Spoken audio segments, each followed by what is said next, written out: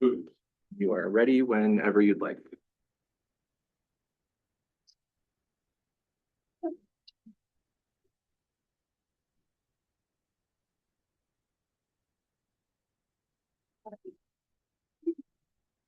Give it a minute. Yeah. Try to find it. 16, yeah.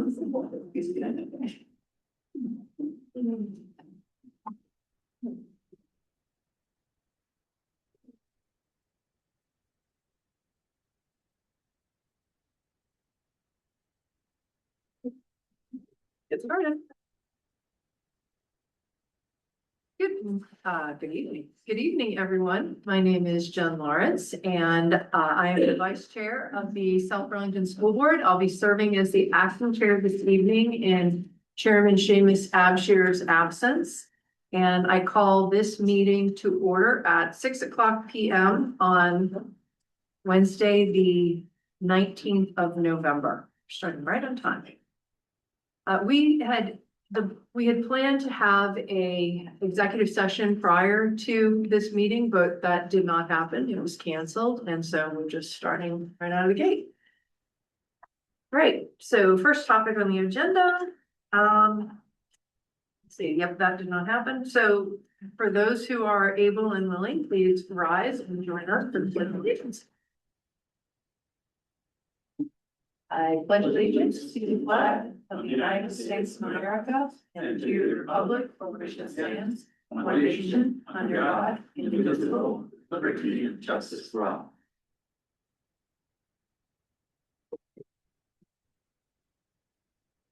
All right, do we have any announcements?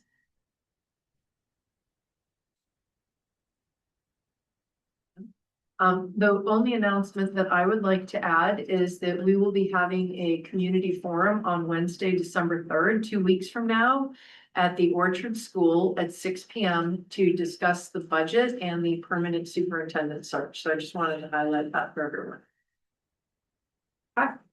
So may I have a motion to approve the agenda as presented? Okay, Dan is making the motion. We have a second. And Austin seconds. Is there any discussion? No, hearing none. All those in favor say aye. Opposed? No. All right, motion carries and the agenda is approved. Let's see.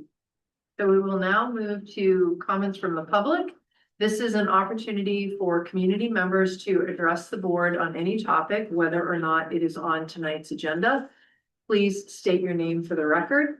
You will have up to 3 minutes to speak. The board will listen to all comments, but will not respond directly because this meeting has not been warned as a community forum. So with that, are there any comments from the public? Yes, please come forward. Hello. My name is Alex McHenry. Served on the school board for 7 years, up until about March of 2024, I believe. Earlier this year, several former board members criticized you for what they claimed was a lack of transparency regarding a meeting in which some current board members on the board right now met with school district stakeholders to hear their concerns. There was not a quorum at this meeting. I disagree with my former colleagues' criticism, and I want to remind the public that this meeting was a perfectly valid way to gather input and did not violate open meeting laws. I also found it absurd that one of the critics pretended to hold back tears as she criticized you. Beware, don't fall for that infantile manipulation stunt. Since you began your service to our district this spring, things have improved tremendously. I want to let you know that I support you. You identified a problem with the district leadership and addressed it quickly and are on your way to completing that process. This could not have been done in the past because several board members acted as mere rubber stamps for the superintendent. It makes sense to exclude previously serving board members from a meeting with stakeholders as long as there is not a quorum, and there wasn't. With new board members and leadership, I'm confident that you can move past the scapegoating, the prejudice, the bogus accusations of racism, the gaslighting and virtue signaling that has caused so much turnover on this board in the past. The toxic trio that plagued my final year on the board has been reduced from 3 out of 5 to only 1 out of 7. Godspeed to you. Thank you. All right, are there any other comments from the public or anyone online? I don't see anyone online. Okay. All right, so we will now move to our focus on student learning and with our student representative. Done. Ali and Movement. This weekend, the South Burlington High School Drama Department will be hosting their annual school musical at the high school auditorium. This year's production is The Drowsy Chaperone. Show times are Thursday at 7 p.m., Friday at 7 p.m., and Saturday at 5 p.m. Tickets are online this year at gofan.com. Just look up South Burlington High School and they will appear. We believe there's no buying tickets at the door this year, so make sure to buy your tickets ahead of time. All students in grade 3 to 5 at Central School were provided a helmet and a bicycle to ride during PE class through the local Motion Bike Smart program. This program teaches students about bike safety and road awareness, and it's a very fun opportunity. And lastly, the school district is out of session for Thanksgiving break this coming week, Monday the 24th to Friday the 28th. So everyone enjoy the break. That's all we got. Awesome. Thank you, guys. All right, so the next item on our agenda is action items. And before the board discusses any action or acts on any action item, we will invite the public to comment specific to that item. And speakers will have up to 3 minutes to share remarks related to the item under consideration. So the first item that we have is the ratification of the agreement between the South Burlington Educators Association, Teachers Union, and the South Burlington School District. Jen, I can speak to this. Okay, Seamus, great. Hey, everybody. So I am happy to report that the negotiating team and the board reached an agreement with the teachers union and also the support staff union. Both unions have ratified their respective tentative agreements. And so now is the time for the board to countersign and finalize those agreements. The teachers union contract is a 3-year contract, and the support staff union contract is a 2-year contract. The in any of these contracts, the main item that you talk about is how much quote unquote new money there is available for raises across the grid of seniority. And so in the case of the teachers, it's a 3-year contract, and the new money is 4.25%, 4.25%, and then inflation. And for the 3rd year, when the increase is based on inflation, that inflation number is the Consumer Price Index Urban Northeast, or CPIU Northeast, which currently this year is running at about 3.4%. And in that 3rd year, the maximum amount that it could increase by is 5%, and the minimum amount is 2%. In other words, if inflation was 1% in the 3rd year, then the increase would be 2%. And if inflation was 50% in the 3rd year, the maximum increase would be 5%. So this reflects the board's interest in returning to sustainable budgeting. For the support staff, it is a 2-year contract, 5.25, and then inflation. The same deal that the teachers got in their 3rd year, support staff get in their 2nd year. It's CPIU Northeast, and it's between a minimum of 2% and a maximum of 5%. And so I personally want to thank our counterparts on the union side for a very productive discussion. I I think that the negotiations were in good faith, and I look forward to a productive few years together as we sign this as we hopefully sign this contract these contracts actually tonight. Dan was the other member on the negotiating team. I don't know if he wants to say anything about the negotiations. No, the only thing I have to say is we did 2 years on the support staff so that we could stagger all the contracts. So that contracts aren't for either support teachers or administration will now each expire in a different year. So it saves us from having to negotiate 2 contracts at once in the future.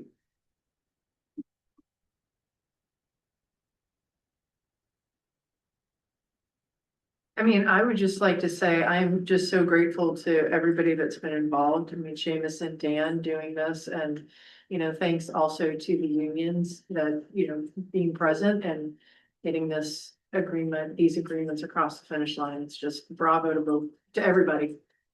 Big round of applause and round of applause. And Tim Jarvis was a big. And Jim Jarvis, yep. And Joe McNeil. There still needs a motion in a second. What was that? There needs to be a motion in a second, right? Oh, yes. Okay, so I will now entertain a motion to ratify the agreement between the South Burlington Educators Association Union and the South Burlington School District. Jen, you might want to add, I put on screen a little bit more detailed motion, so maybe let I'm this sorry. motion fail and then read out what I've got on the screen. Oh, okay, yes, and besides that, I just realized that I needed to also give an opportunity for the public to speak if they would like to before we consider action. All right, sorry, what do you have on here? Oh, okay, I see it. Let me pull this up. All right, so before we get to that, I think you want to do a motion in a second and then open for discussion for the community to weigh in and the board to weigh in. we were talking about that tonight, and we were wondering if that's the way that we should do it, or should we open it up for the public to comment now and then we do the vote? I think, what we wanted to do was, because it's kind of pointless after we take action to, I won't say pointless. But I would rather hear what the public has to say before Like right we now. take action. Yeah, because before what I did is Well, that hold on one second. I think that what Joe was saying is that the public could comment during the discussion part of the motion. And I think that what we were thinking about doing was before we even make the motion. So I think that it's up to you, Jen, whether you want to take comment before we make the motion or during the discussion of the motion. And I'm fine with either one. Yeah, I would think now, sorry, Ms. Joe McNeil.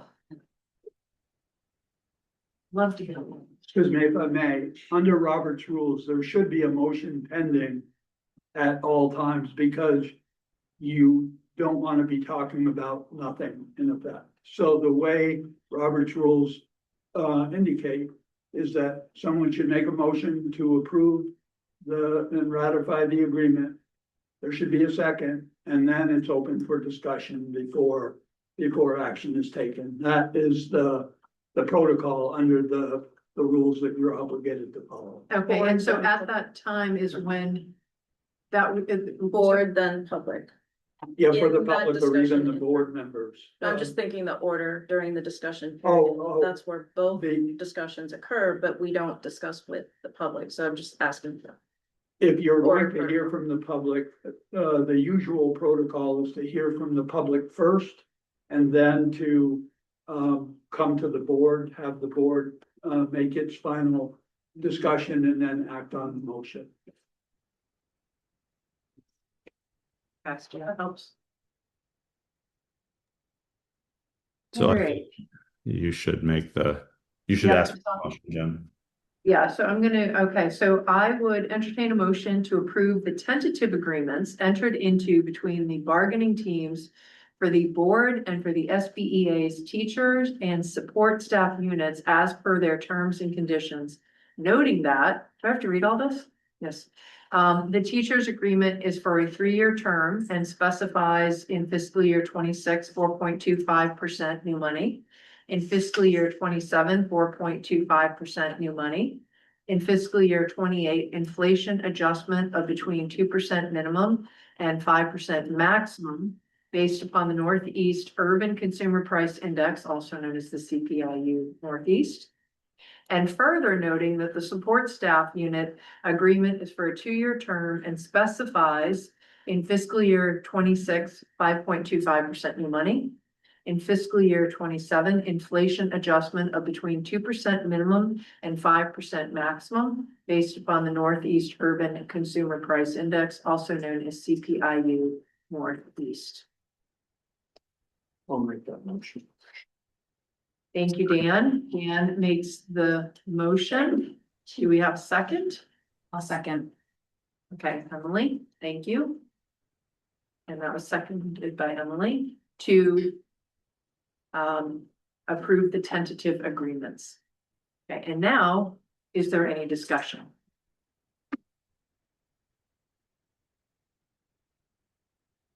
Well, I'm recusing myself from the vote.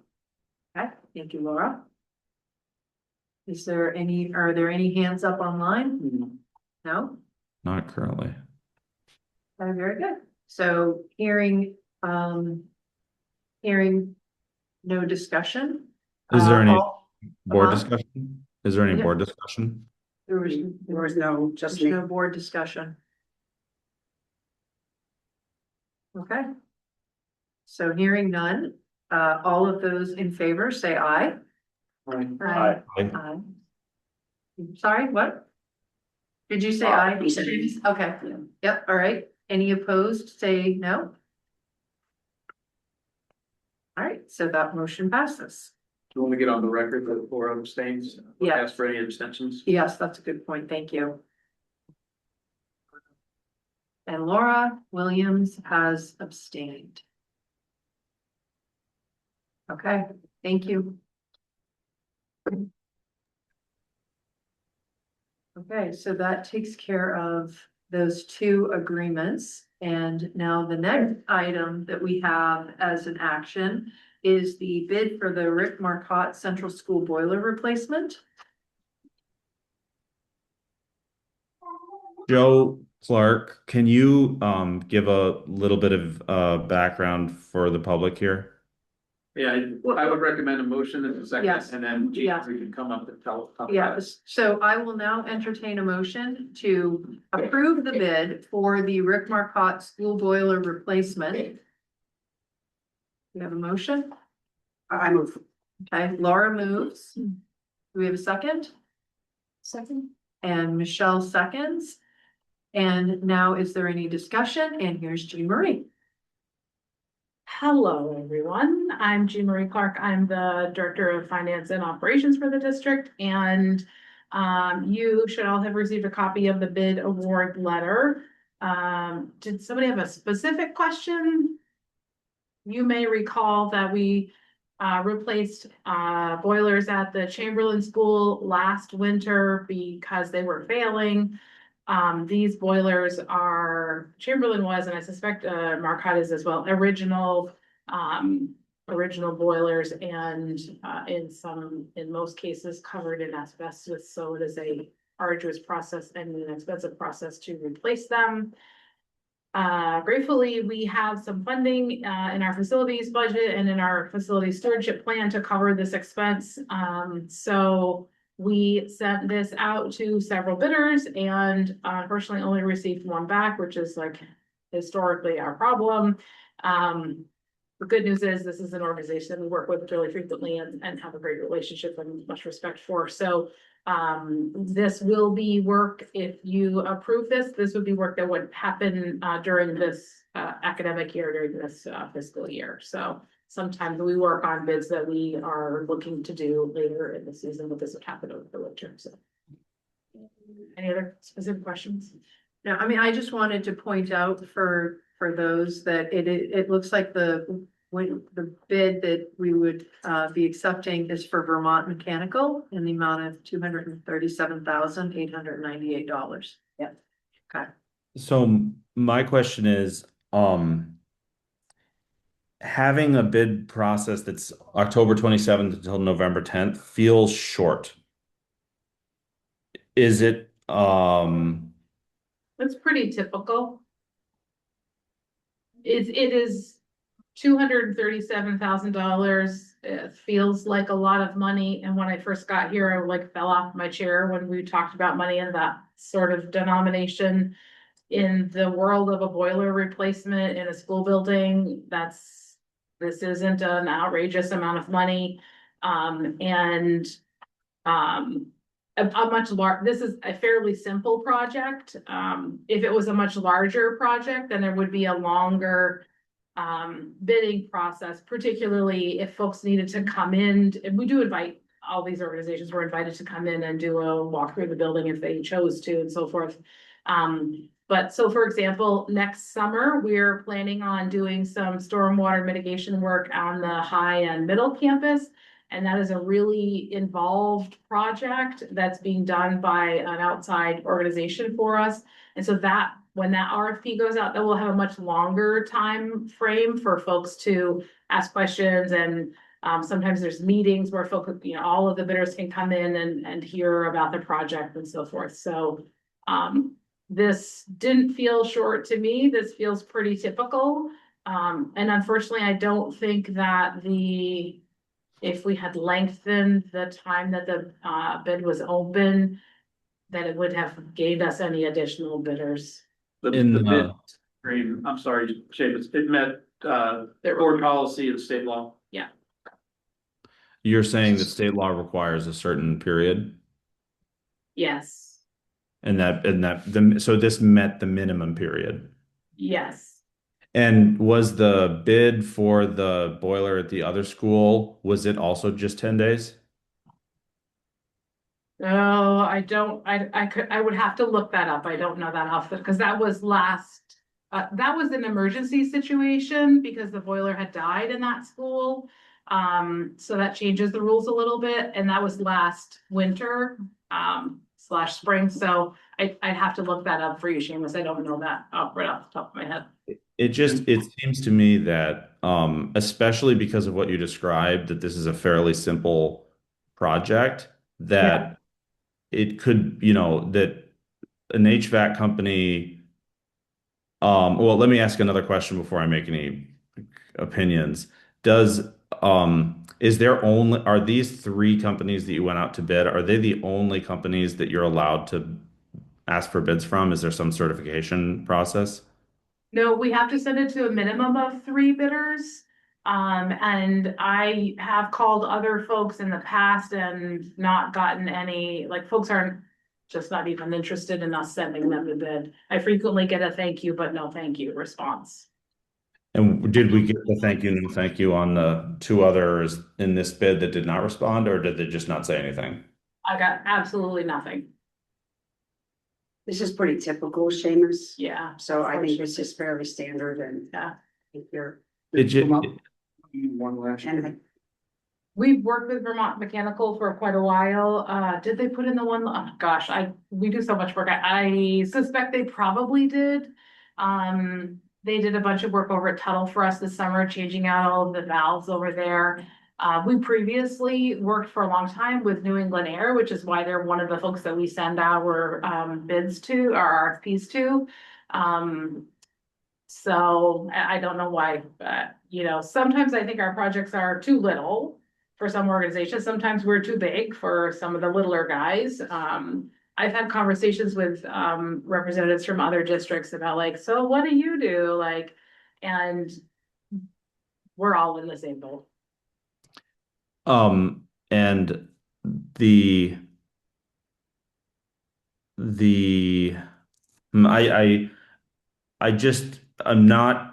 don't feel like, I mean, the thing they say about audits is that you should change your auditor every few years because you get too comfortable with the auditor that you have and they kind of let things pass that, maybe a different auditor would not. it just strikes me that since this is not an emergency, and since we could just as easily approve this bid in a, you know, in a week, like I would feel more comfortable doing this if we had a definite no from these other places with an explanation of why. Or they might, or calling them up and they're saying, well, yeah, we would have been happy to reply to this bid if we had just had a few more days. Like I would feel more comfortable um if we had that kind of confirmation back from at least these three. Because I mean, what I think is being described here does follow the law, 10 days and three bidders, but I don't know why um, we can't wait just a little bit more to get affirmative no's from these places. Can I ask a question? I mean, so is this the same, maybe I missed this if you said this before, and if so, I apologize, but did you say that this is the same company that did do the previous boiler, or? I have to go back and look. I don't know that for a fact. We do work with them frequently, so Okay. they've done a variety of work for us and they continue to do good work for us. Okay. So when some of you folks came on the board before and Seamus had some of these similar concerns, like we seem like a great organization. Why aren't people beating our door down? One of the things that I had that discussion with our director of facilities, and we have done that before, like really sent it out. And then we have found ourselves in a situation where we were working with an organization that we've never worked before. And maybe they were out of state and they bid and they came in and then something breaks and you can't get them back. So there is value in trying to solicit new bidders. I understand that, but there also is value in working with folks that you do have a relationship. I'm not saying that, bless the Vermont Mechanical bid because we have worked with them before like that. I'm not trying to say that, but I am saying that, you never know who you're gonna get. And tried and true. So, yeah, and to your point, Seamus, I could take the time to call the folks that we sent the bid to get some information from them on why they chose not to bid. But if you wanted to extend the bid, we would have to recreate it and resend it out because of the bid is created with it begins at this time and it ends at this time. Yeah, so if your bid isn't in at, Friday at noon or whatever the date was, they know that they've missed the mark. So there's no one waiting, thinking that, I'll just send it today. So we have to scrap this and start over again if that's what you wanted to do, Seamus. I just, I have installed, I mean, and this is a really different example, but, I've been in bidding situations where the bids are very different.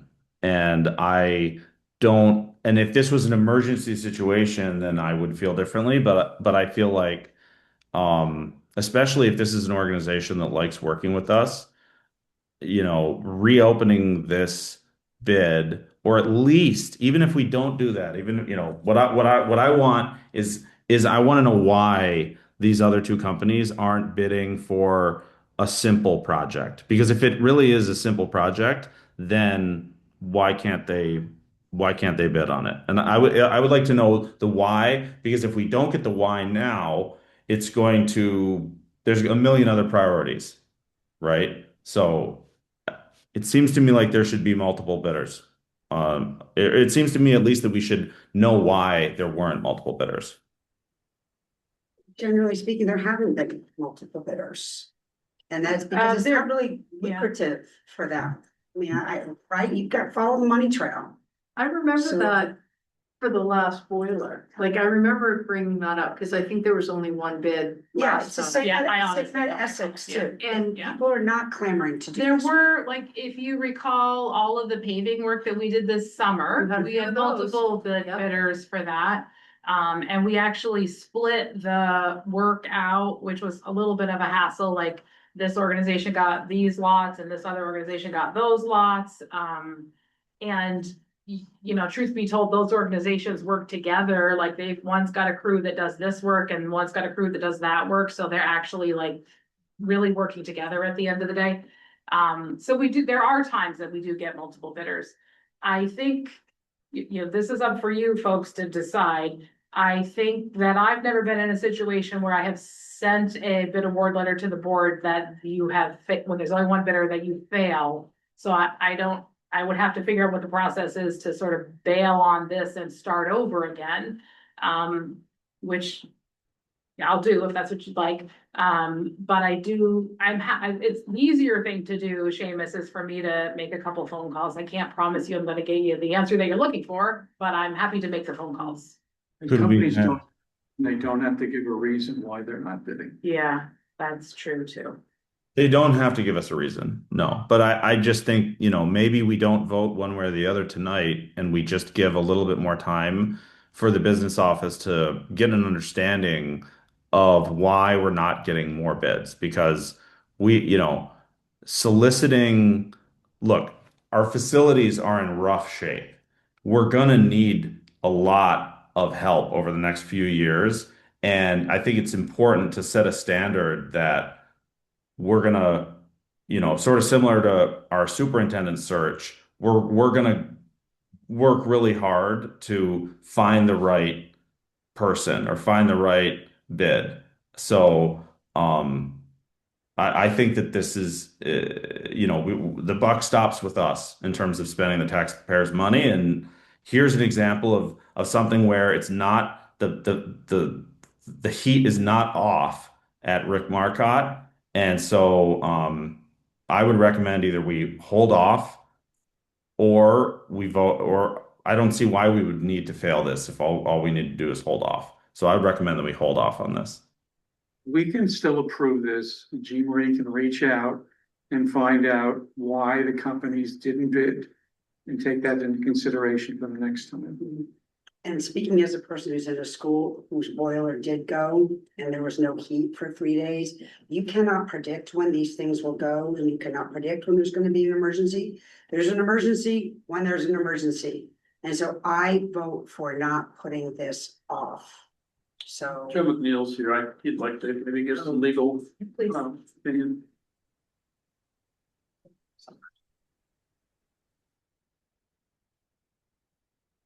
If I may, I would just call to the board's attention that public bidding in Vermont is a very, by the numbers type approach. And if you were to, for example, after the bid time had come and gone, speak to another bidder and have that bidder tell you, oh geez, we meant to get a bid in, but we just forgot. And so we'll put it in next week. That would void all your bids, because you were not following your own specifications. You do have the right to reject any and all bids. And that's an action you can take. But that would mean that you run the risk of a higher price potentially on a rebid. You might get a lower price, but you also could get a higher price because you couldn't not reject the bids and then bring it back unless they bid the same amount. But it's very clear that if you establish a bid time and a bid deadline, it's only what we call the responsible and responsive bids delivered during that time period that can be considered if you're not going to reject all bids. If I could speak, I think there's a message sent to vendors that they were going to participate in the bid process with South Burlington Schools, and we don't know if it's going to be worth it or not. They have a policy and a procedure, they follow it, we give our best bid, and then it's voted down. Why would I bid next time?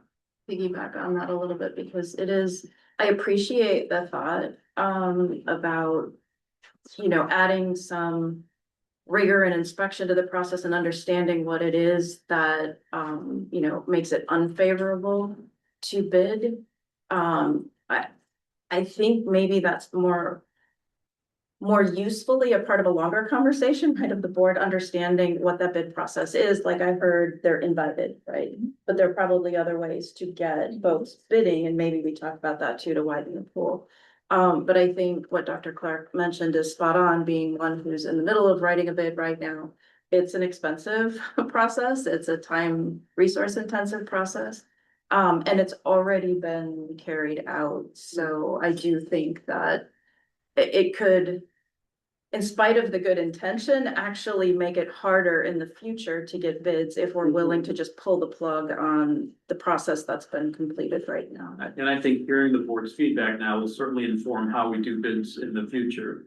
You hear you loud and clear. It was not expected though. It's a bit of a surprise not to have this. I would go through. Multiples. I would agree. I've been on this board for 3.5 years, so this is the first time this has ever happened. Yeah, I understand where Seamus is coming from, and I'm not familiar with the bidding process at all. So and I'm not sure, Seamus, I'm not gonna speak for you if you're familiar with it, but everything that has been talked about seems like people are coming from fiscally responsible points of view, but also need to respect the vendors and the people who keep our schools running and our children warm and staff warm. So, and also I just need to point out that next week is Thanksgiving and then we're on our way to the holidays breaks. And I don't think anyone's gonna be doing any extra work in the next couple weeks in terms of like the idea of getting more information or shutting this down and doing another bidding timeframe. This does not feel like the time to do something like that. So that's all. I agree. I think out of respect for the bidders and the process this time, I think we need to go forward and approve this would be my recommendation. But I do think that it is an opportunity to consider like, how can we pursue this next time? And do we need to cast a wider net or consider others?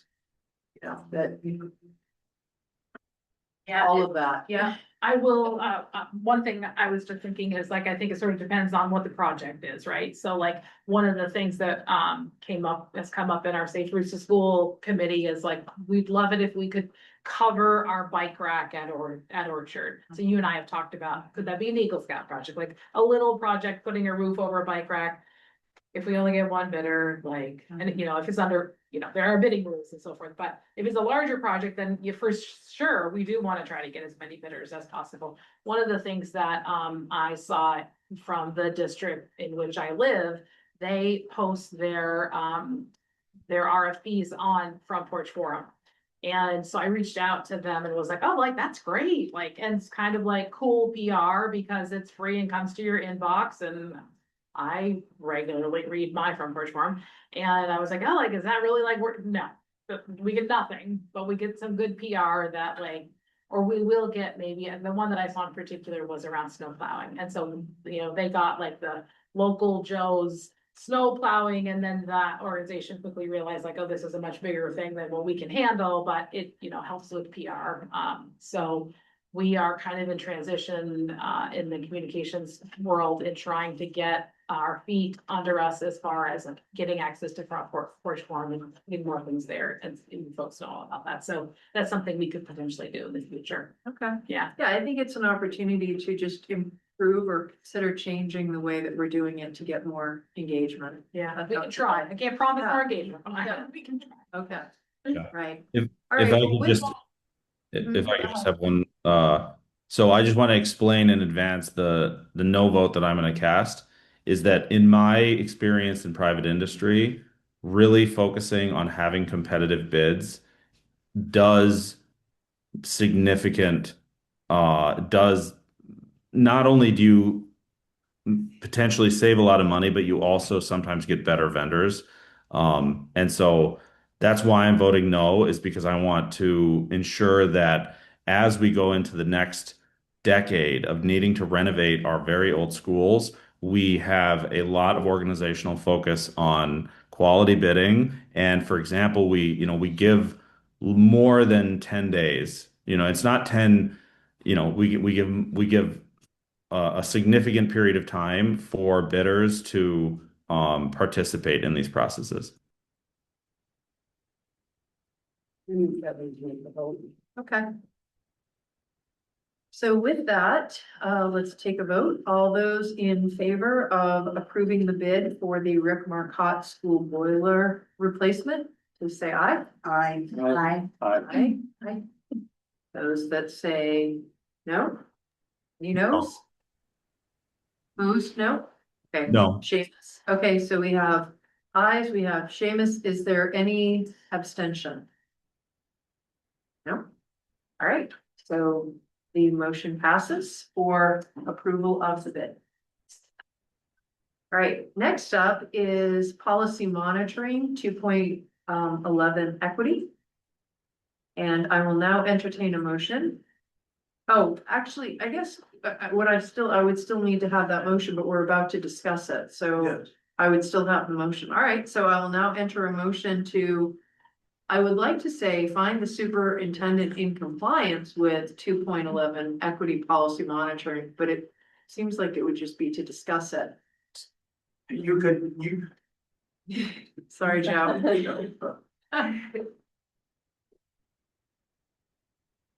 This is great. Having Joe here, I feel like he's correcting a lot of things. Yes. Glad you're here, Joe. Thanks. I believe you're fine if you just introduce the subject and have a motion to first, simply discuss the question of compliance. And then if it is your pleasure following that discussion to take a motion to take some action. Okay. Okay, that sounds great. All right, so I will now entertain a motion to discuss compliance with 2.11 equity policy, the equity policy monitoring report. I move. Okay, Laura moves Second? and Michelle seconds. And with that, for discussion, I'll turn it over Yes, to we're gonna Joe. start, Michelle's gonna give a little bit of feedback or a little bit of history about what we're doing. As you all know, we are trying to revise the whole policy monitoring process. So she's gonna talk a little bit about that, then I will go into the policy monitoring, the new system that we've come up with. And very early on in that process, Monica will give the data that are aligned with this report. So. All Yeah. right, so I did prepare a few slides, I'll share those. And being a more visual person or not. If I can find the share button, big green thing. Yep. Let's make sure that shares. Stuff in the line.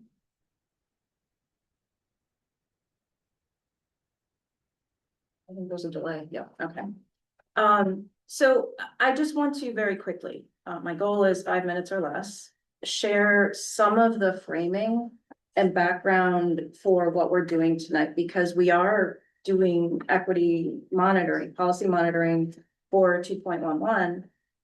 But we're also beta testing a new format. And this is the format we spoke of few meetings ago, I think it was in early October, that Joe and I met and did a little brainstorming about how to bring policy monitoring into more in compliance with the expectations of policy governance. And so just very quickly going back to a couple of those original slides to frame what exactly policy monitoring is, because it is one of the critical roles of the board. And it is a process through which the South Burlington School Board exercises its duty, not its right, not its prerogative, not its, I feel like I might want to do this. It's our duty under policy governance to ensure that the district is achieving its ends and executive limitations, policy goals. And its accountability. It is the accountability in our system. So it is intentionally rigorous, outcome focused. It's purposefully designed to define and monitor observable and measurable outcomes. It is outcome focused. Can't say that enough. Reasonably informative to the board and its community about how well the district is meeting its policy goals. And it is, by policy governance, the measure of superintendent performance as the solely accountable person for district operations to the board. Policy monitoring is not, however, an aspiration or a hope. A list of everything the district is directly or indirectly doing to achieve policy goals. Those things are really important. We like to ask a lot of questions. We like to understand, the community likes to understand, but when it comes to policy monitoring, that's not what it is. It's not a rubber stamp by the board. We don't just come here and say everything's great. We look, the act of looking sometimes is really very important, just by itself. It's not punitive either. It's basically demanding and understanding, because improvements happen over time, they happen incrementally, and they're really hard to achieve when you're kind of moving a large organization forward. So our goal basically is to bring, as I mentioned, policy monitoring into compliance with policy governance expectations. And these are just some of the benefits. I'm sure there are others that you can think of, but these are the ones we thought of: clear and coherent reporting of district outcomes, improved district accountability through application of evidence-based reporting, and concise and focused reporting that takes less time. Not this time, I'm sure. I'm sure Dr. Clark and Monica will share a little bit about their experience with that. The first time is not quick and easy. But I think in the end, you've all seen probably the report, a little bit shorter, a little more focused, a little more to the point, and easy to digest as a board member. So what are we doing tonight? We're doing those two things I mentioned. We are doing monitoring, but we're also doing the beta testing of this new template. And really importantly, it's beginning, not an end. We're not putting this in front of you and saying, this is the way it has to be. We're putting this in front of you and saying, this is our best first foot forward. What do you think? How can we improve it? So we're collecting that feedback. Quickly, parts of the template that you have already seen and that folks watching will now see, or may have seen because it's posted online too, is it lists the policy being monitored. It very explicitly in, I'll leave it at that. The superintendent's interpretation and its rationale, I don't want to get too far ahead because a lot of this will be explained during the presentation. So district outcomes under the superintendent's interpretation, the superintendent's report on compliance, superintendent's compliance plan, and that's it. One quick note though, we talked about this a little bit, and basically there is an error in the policy. You know, we can get to it when we get to reviewing. I don't think it's anything urgent or major, but just wanting to let you know that the policy itself says ensure that the district's policies and procedures, both governance and operational, are reviewed, yada, yada, yada. Reviewing governance policy is not the role of the operations group. So it is the board's responsibility to review governance policies. So it's intentionally excluded. So Dr. Clark and his team will talk about operational policies as related to the requirements in this policy, but not governance. Last, some cautions. There are some hard truths in what we're going to look at tonight. So that comes with, I think, some obligations from us and from the community. We need to clearly and honestly acknowledge those truths if we're going to improve. There is no single, I can't stress this enough. There is no single cause for what we're seeing, and I don't think there's a single solution. I know there's not a single solution, and I don't think anybody here would think of this. But I think it's important to call out because we don't want to do finger pointing, right? Our shared goal is to get better. So I hope that as a community, we cannot point fingers. It's your fault. It's not appropriate and it's not useful to the actual improvements that we want to see. Thank you. Oh, and it remains true. We cannot solve our problems with the same thinking we used when we created them. Still wise words. That's it. Can I just say real quick? I think this is really awesome. And it would be so great to have something like that we post on our board website with our policy governance. So that people that, you know, maybe they don't know, or if, I mean, I feel like a really big role is to help educate and inform the public, like, what are we doing here? And so I think having something like that explains it in really clear terms would be really helpful to put on the website. Maybe not that specific one because you're calling out 2.11, but just a more generalized, like, this is what we do. Oh, the template, the background. Yeah, I think it'd be really helpful because like when you're new and you're coming into this, or if you're an interested member of the community, you don't know. I mean, I've been on the board and I'm still figuring stuff out. I'm definitely not an expert on any of this. So I think having that would be really, really helpful. So I just want to add that. Good job. Thank you.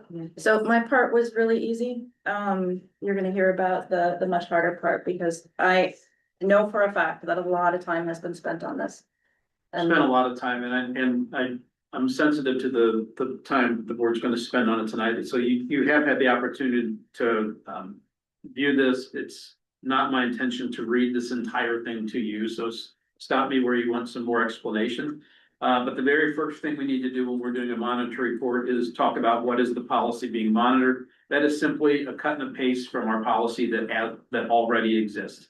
So the equity policy, that comes, that is no work by me or Monica or anybody else. It is part of our policy. It's copied and pasted here to tell you this is what we are looking at. It tells you, what we define equity as.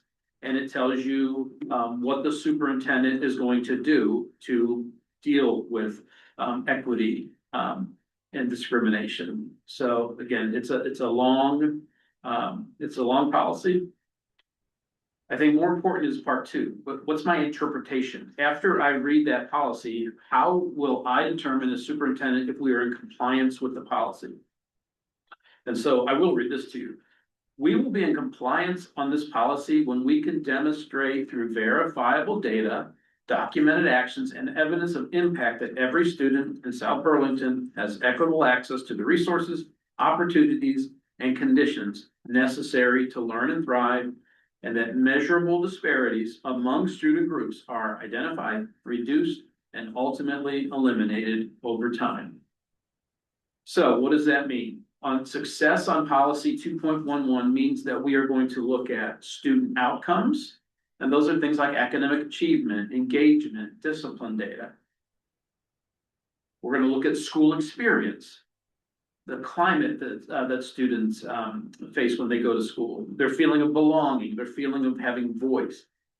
And we are going to look at our direct systems and practices, curriculum, hiring, resource allocation, policy development, to make sure that those are designed to meet the equity goals. So when you look at those three, and I call those domains, right? So the component definitions and success criteria. The very first one is student outcomes, and under student outcomes, there are 4 items that came from that list up higher of the policy being monitored. There are 3, and they're number 1, 3, and 4, that speak to student outcomes. And so, again, I'm not going to read the whole chart for you, but you can see what we're looking at. With the student academic achievement, we are defining success by achievement gaps by race, gender identity, income, and ELL status are narrowing year after year. That is measurable, and that is really clear. How are we going to measure it? We are going to look at disaggregated proficiency rates on the VT caps, the state tests, to show improvements for underperforming groups. And these are reported annually. So we want to improve student academic achievement. We want to reduce the gaps. This is what we're going to look at to see if we're doing that. And it goes through this for each thing. Student engagement. Those are things like attendance, participation, sense of belonging. Well, we have measures for that. We do a panorama survey. So we're going to see that there's no gaps within the subgroups. We're going to look at our average attendance for our subgroups to see if students are engaged there. When we look at discipline disparities, we're going to look at are the discipline rates proportionate for the population of students that we serve, and our restorative responses replacing exclusionary practices. And again, then you'll see how are we going to measure that? Well, our expulsion rates by subgroups should not vary by more than 10% of representation. Documented use of restorative circles, etc. So that's the student outcomes domain. The next domain is the school experience domain. So climate, belonging, and voice. And again, we talked about a few things here. Incidents of discrimination, access to co-curricular activities, stakeholder voice, equitable scheduling and grouping. Again, you can see what are we going to, what do we expect? For instance, with incidents of discrimination, we expect that all reports of discrimination are investigated promptly and restorative or corrective actions are implemented, and that repeat incidents decline. Well, we have an annual report that will include the number of cases, substantiated findings and resolutions, and we hope to see a decline of greater than 10% in repeated or unresolved cases over the timeframe. So Monica's going to get up here to show you all these numbers soon, but I want you to kind of know what we're going to be looking at and how they relate to what these goals are. Co-curricular access, we want students to participate in activities, and we want to make sure that all students participate in activities. So we will look at participation rates by subgroup for all of those, for the football team, for the choir, et cetera, et cetera. Same with stakeholder voice, equitable scheduling and grouping. And finally, district systems and practices. So we're looking at curriculum, we're looking at hiring, resource allocation, policy development, that are intentionally designed to improve the district through an equity lens. So when you look at number 5, restorative justice practices, victims and observers are included in resolution processes, and staff will receive training. How are we going to monitor that? Well, we're going to have evidence of annual professional development. We're going to have reflection summaries shared with staff. We're going to see a decrease in exclusionary discipline from year to year, right? So that's how we'll measure that. Recruitment, hiring, retention of staff of color. We want our district workforce to increasingly reflect our student demographics. And we want to make sure that we are retaining the workforce that represents our student demographics. How are we going to do that? Well, our goal is greater than 1% increase in staff of color or progress towards parity with the student population. And we want to retain 85% of our staff annually. And you can go through all of these with curriculum, assessing group shortfalls, transparent reporting, and operational policy review. So now is the time where I turn it over to Monica, but before I do, are there any specific questions about what I've just gone over? Because Monica has I think it's what, 600 or 700 slides. It's only a slide, it's only a slight exaggeration. So I know is going to, we are not going to be able to cover every slide in depth today or every item in depth today, but I want you to have an idea that there are 13 things we're looking at. We have clear criteria for what we are looking, and we have clear criteria for how we are going to monitor those things. This part 3 is where Monica is going to show you, this is how we're doing on each of these things. And like Michelle said, we're not happy with all of these things, right? We want to continue improving. But that's the first step, is identifying what the issues are. So nothing else, Monica, I'm going to stop sharing so you can, I think you can share, right? Can I ask a question? Just Yes. So if you guys are making competent, good faith efforts, but the numbers are not looking good, should we, what in your opinion, should we find you in compliance because you're doing the right things, or should we find you not in compliance because the numbers aren't there yet?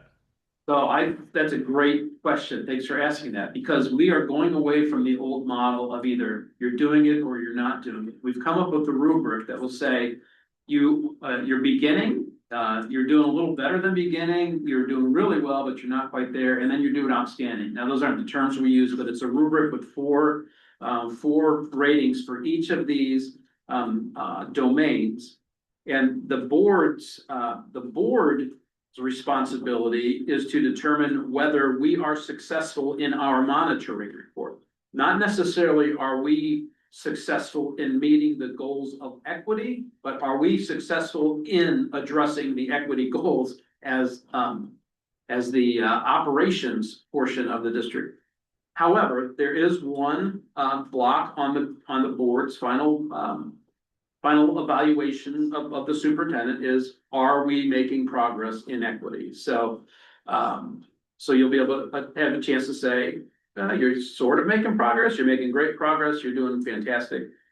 And then ultimately, I believe you are required to say compliant or not compliant, and you guys would give ratings and sum it up and decide whether we're compliant or not. So, Michelle, did I say that?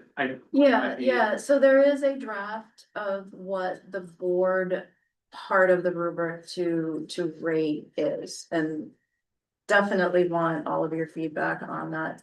The other thing I want to say is, I want to emphasize first that the idea of having compliant, not compliant is really a part of thinking about monitoring and accountability as something that is in a continually improving process, right? And take away that fear of not being in compliance, right? Not being in compliance doesn't necessarily, not being in compliance may mean that we've all been honest enough to say, we have a problem.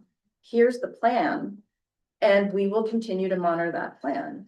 The other thing I wanted to highlight, especially for our students here, is the rubric uses language that is used to rate students on their assessments. So we thought it would also be very good to be rating ourselves the way we rate you.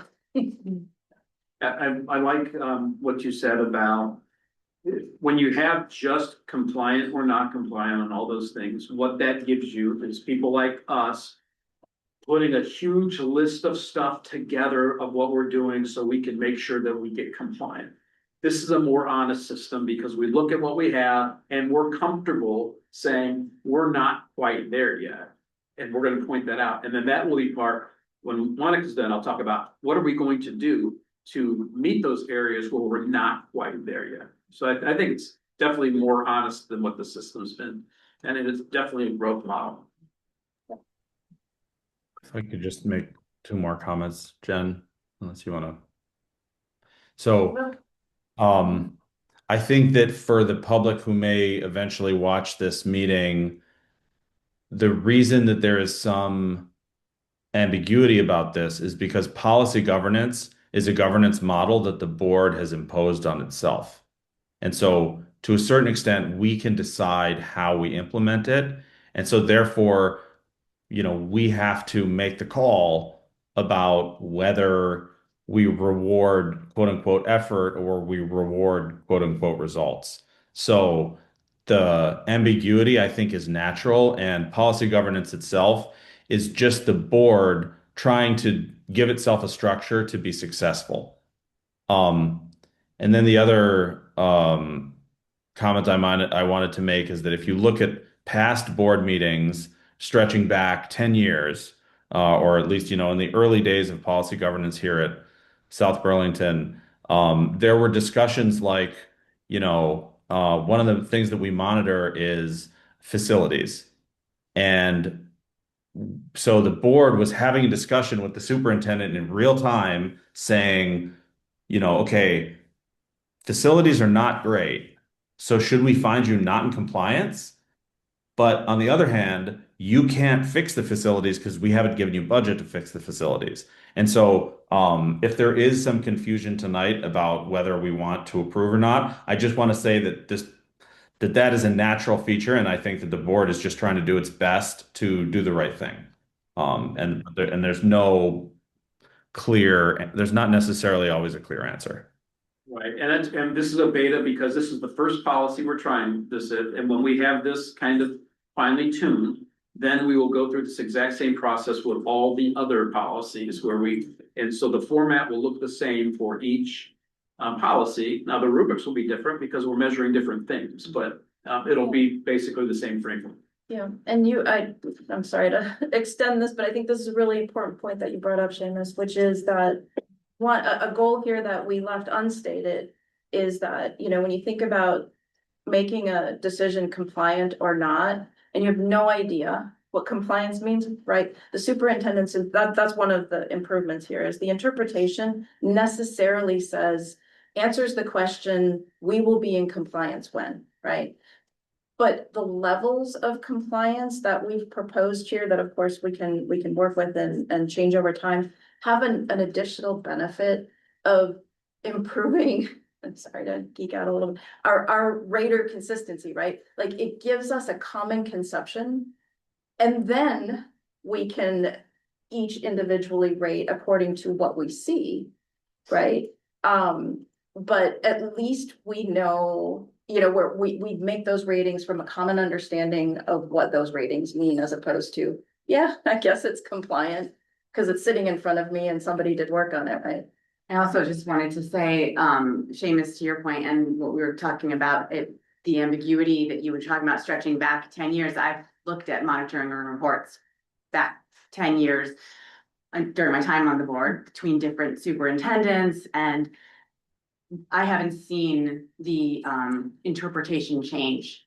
I haven't seen the policies change all that much. And so I'm really excited to see that fresh eyes have been put on this, and that I think that ambiguity you were talking about, Seamus, might not be the same in this setting as it was in the past, because it was so, you have to be, you're either in, you're out, and somehow if you're out, there's something wrong with that. You don't want it, you can't be out, or else you're a bad superintendent, and that's not the case at all. So I'm really excited about this. So Monica, you have 3 seconds per slide. Honestly, though, I mean, it's a huge slide, so you have seen a lot of it before though, so, you know, if we can get through it in 25 minutes or half hour, that'd be awesome, because we still have other stuff to cover. Should I be unmuting myself on this or no? No, you don't need to unmute yourself because that might, People can yeah, hear me. and that's for the room. All right, thank you all for having me, and I'll be presenting policy 211. We have gone through some of these slides before, and so I'll try to kind of go past the ones we've already gone. So Dr. Joe Clark talked about the objectives of the report that is named in the policy, and we'll be covering them today. It's glitching a little bit.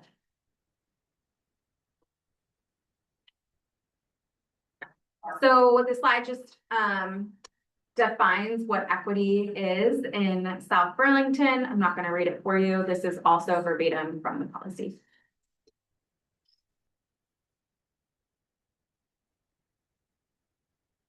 Okay, so here's our student enrollment over time. You've seen this slide, but the addition is 25, 26. So you can see that our Black student population is growing.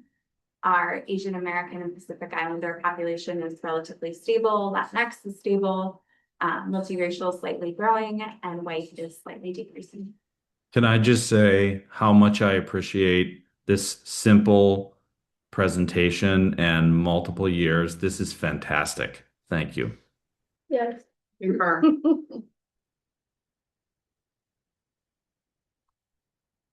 So this is, sorry, this is quite glitchy. This is the same slide, but it's pulling out white and just showing you our population of the global majority growing over time incrementally. So slightly over 30% of our students identify with the global majority. This is the last 4 years of students that qualify for free and reduced lunch. Keep in mind that this measure is a little bit wonky because of universal free meals and the dependence on collecting pretty precise information. And this does not account for our students in federally low income homes. So around half of our population is living in a low income household.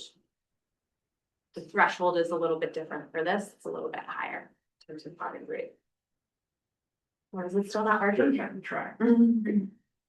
So that represents a change in the criteria, not a sudden increase in poverty or something. Yeah, that represents a change. I wouldn't put too much precision into this change of 2% from the 30 to 28. That's, I would account for paperwork filling out. And that's really what's 2022, 23 too, because that was at the height of university. People just stopped filling out paperwork. Why would you fill out paperwork Exactly. if it's universally free? Yes. I see. Thank you.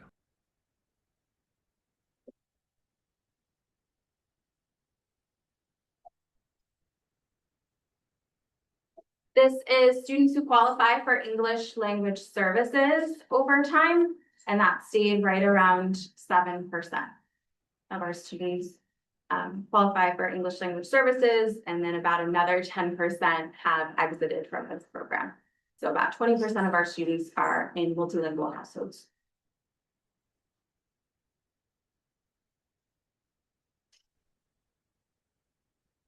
These are the last 2 years of students living with disabilities in our district by IEP and section 504.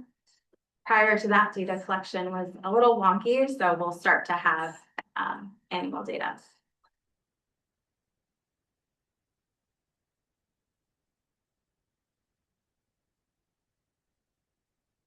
We're going to move into academic data. And so I said this last time, but discrepancies do not indicate discrepancies in academic achievement or performance do not indicate discrepancies in intellect, and rather indicate disproportional impact of inequalities and social injustice.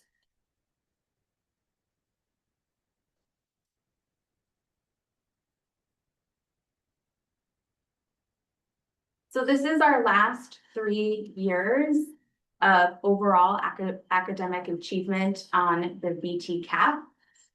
The green and blue level 3 and 4 represent proficient and above. And you can see the left bar is the most recent. And then it moves to spring 24 and spring 23 with a pretty stable end size. This is our annual VT cap.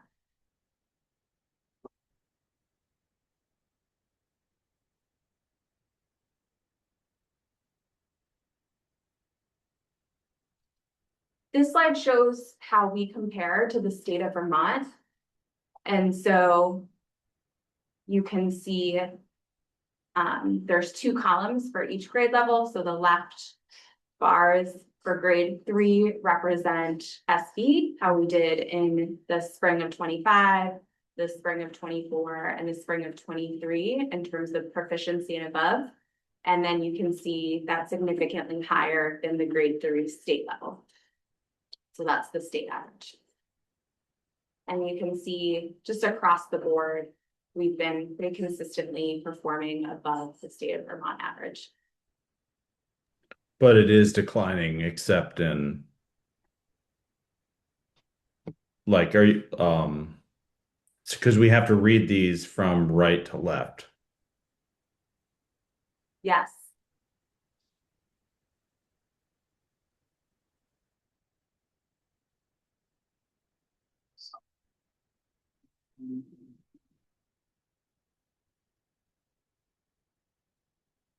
So I guess you would say it's declining in, oh, sorry, if you just go back one line. Yes. Oh, so then, yeah.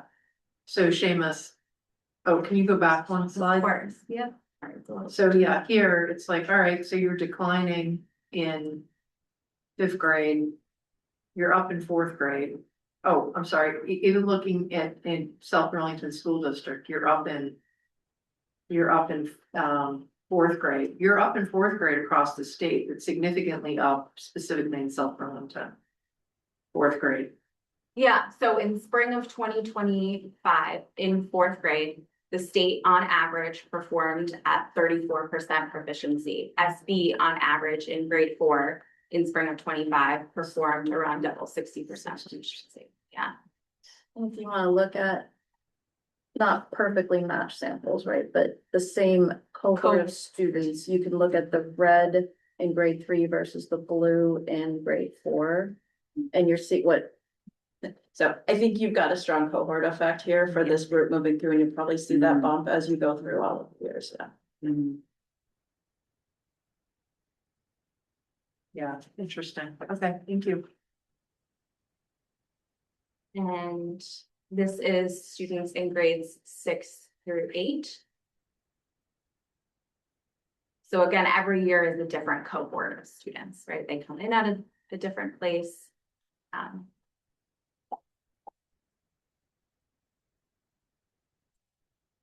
But grades 6, 7, and 8 have performed above the state all 3 years.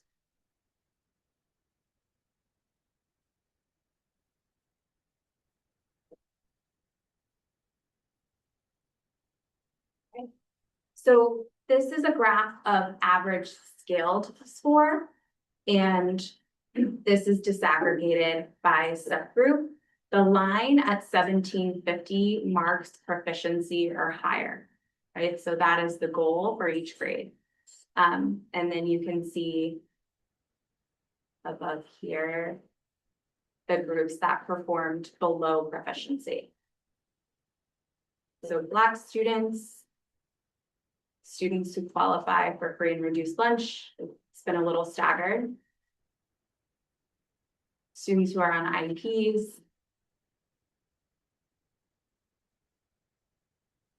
Students receiving EL services. So I guess if equity is about making sure that there are not big differences between different groups, then I look at this and I say, yeah, roughly, there are slight differences, but generally groups are going up and then down. And there doesn't seem to be like just visually a big inequity. Is that I disagree. interpretation? I would disagree. I would, I would offer.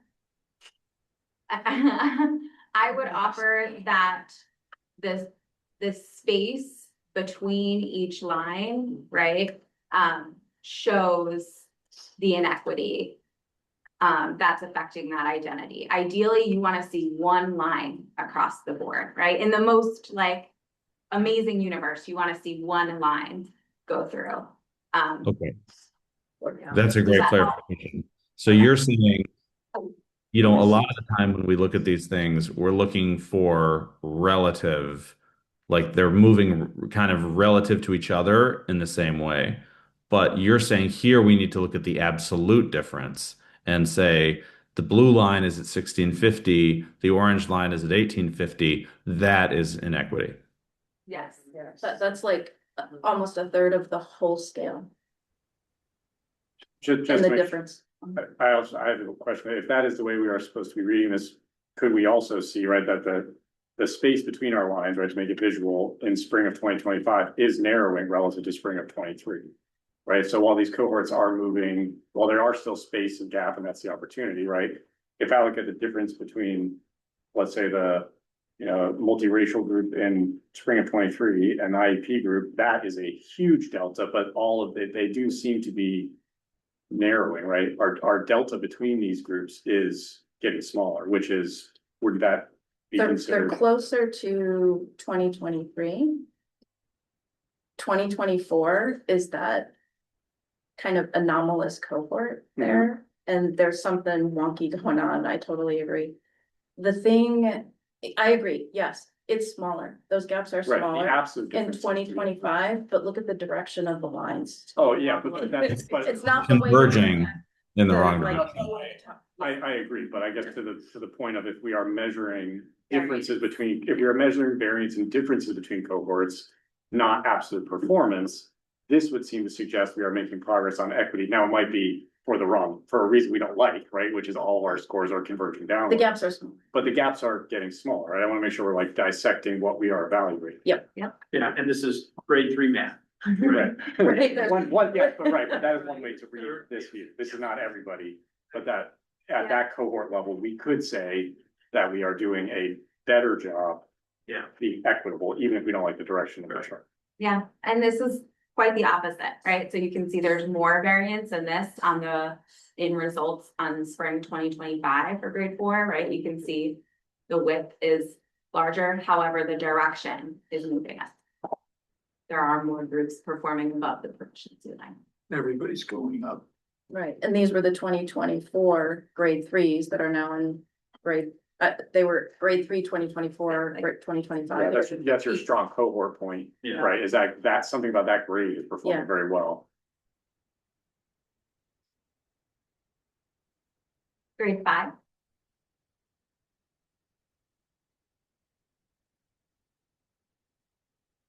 You can see EL only has 2 points on here just because the N size was too small to include in spring 2025. So if you see the shorter bars, it's because that here. Maybe have to.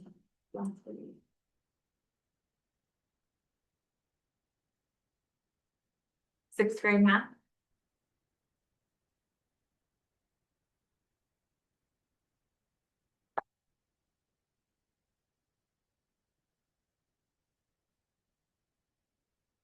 something else to offer is considering the colors that you're seeing that are consistently below proficiency, and the colors that you're seeing that are consistently above proficiency in terms of identity.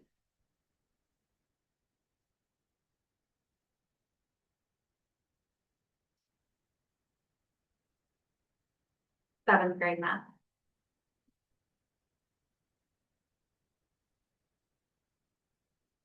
That's kind of the biggest one, the biggest difference, right? What's the opposite of convergence? Divergence. That's the biggest divergence that we've seen.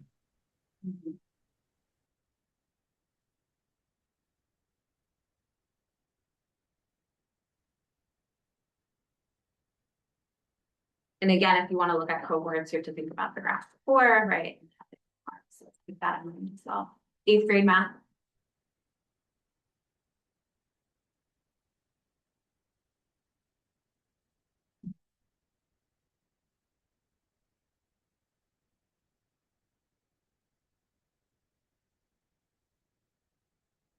Ninth grade math.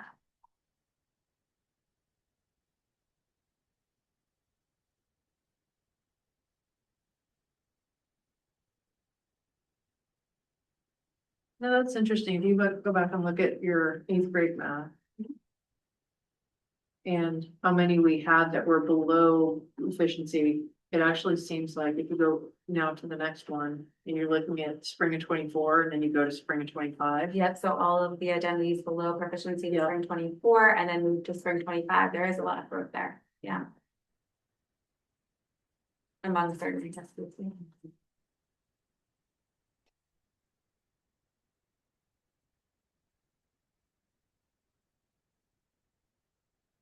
So this is, rather than scaled score, this is the ratings you saw previously. So the green and blue represent proficient and above. So this is just another way to look at it, to look at the data.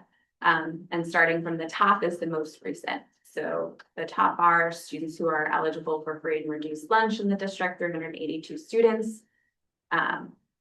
Over half of them performed below proficient compared to students not eligible for free or reduced lunch, where about 30% of students performed below proficiency. But you're seeing a consistent pattern of improvement with this student group. So red is not proficient. Correct. Red is like level 1 and blue is level 4. And so we're reading from bottom to top and seeing that free lunch eligible kids in 2023, 37% in level 1. And then in 2 years later, there's a lot more of them who are more proficient. That moved to yellow, yep. And on a larger student size. Yep. So on a ratio and an absolute basis, it is, or a relative and absolute basis, it is improving.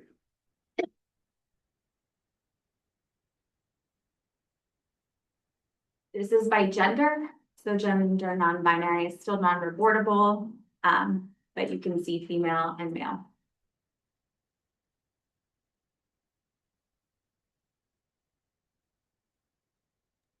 That seems like a pretty hopeful slide. Yeah. It's pretty consistent.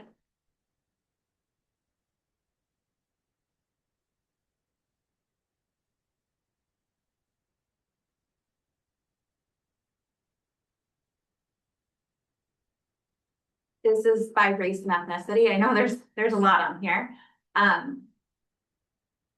But I like to kind of start at the bottom of the race category. So I look at Asian American Pacific Islander 2023 and my eyes move up, right? And I can see significant gains within that population. I look at Black African American 2023 and my eyes move up and I can see that it's been relatively stable and concerning. And then I move down.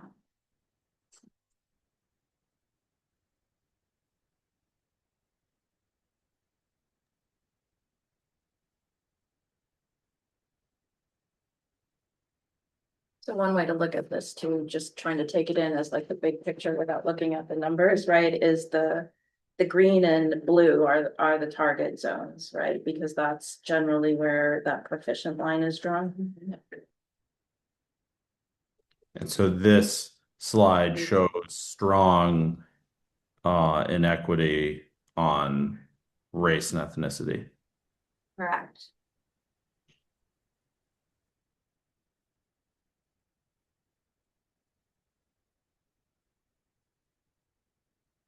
This is for students who qualify for English language services. This is different than the race ethnicity slide or the gender slide because this cohort does change. Students exit and enter the program, but gives you a general sense.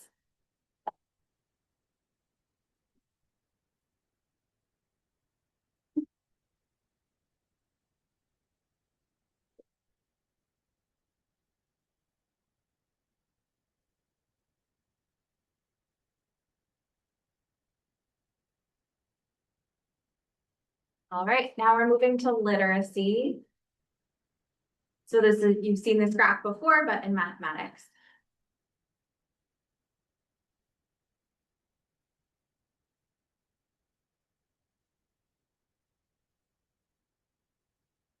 So this is all students. All students in grade 3 through 9, you got it. The Yep. 3 years of from the current Vermont Cap. Got it. And then this is students by grade level and how they're performing against the state for the last 3 years.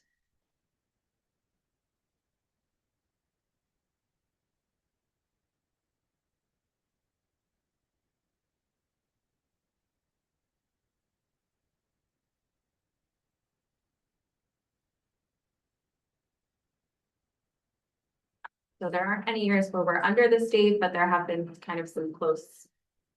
There's discrepancy in the variance between our performance and state. And this is for grades 6 through 9.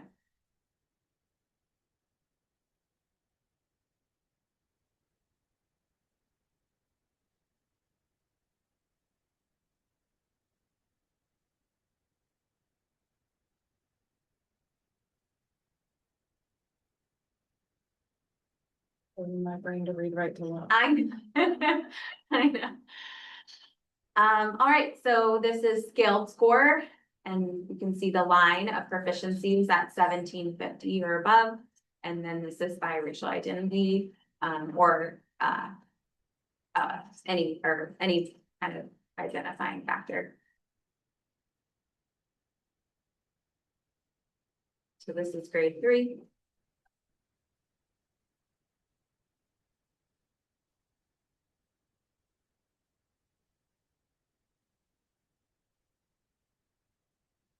This is grade 4.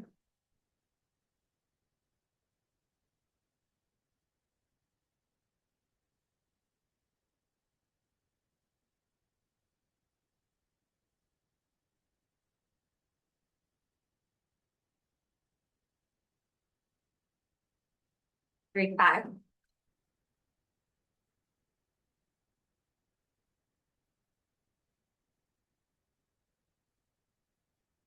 Really, the colors that keep coming to the surface are students who qualify for free and reduced lunch, Black students, students who qualify for English language services, and students on IEPs.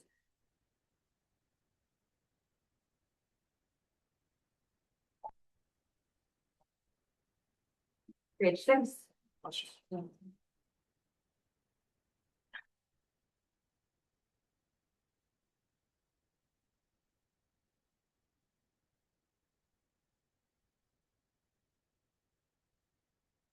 Grade 7.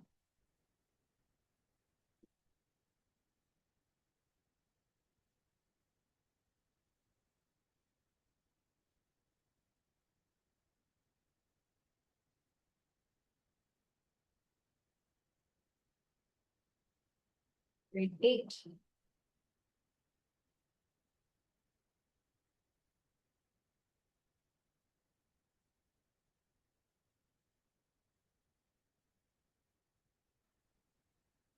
Grade 9.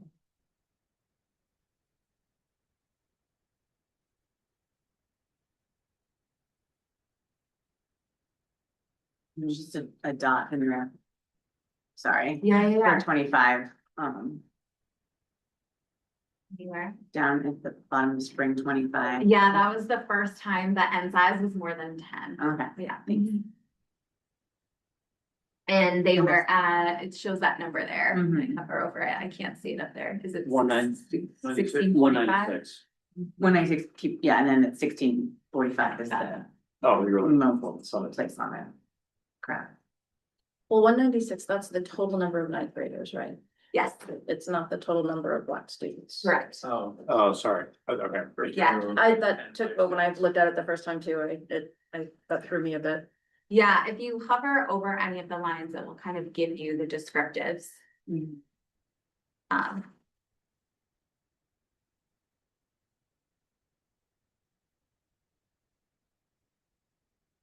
Great. So we're moving into the categorical graphs. So you saw this in math. This is students' socioeconomic status breakdown.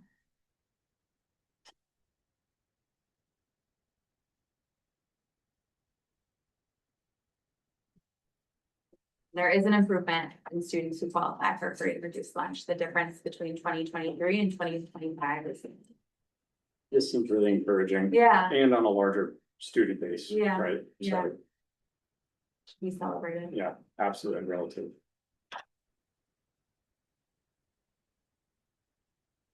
Just to be, Austin, what you're saying is the number, the sample group as Sorry, well. yeah, no, Just wanna make sure I yeah, knew what yeah. you were, yeah. Sorry, yeah, it is hard to, I mean, I would, obviously all these things are difficult, but it's really hard to move any of these numbers and even harder when more students are in the challenging, right, in that group, so. Impressive success, that's how I read that, or trajectory rather, not success. Trajectory. This is by gender. So this isn't as actually stable as the math by gender, which is interesting. Very.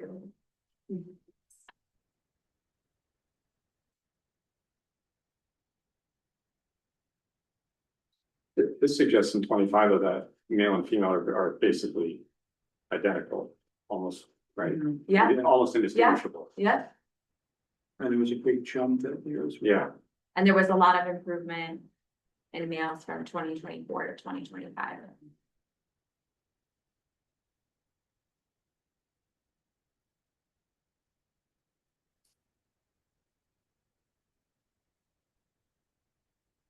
This is by race, ethnicity.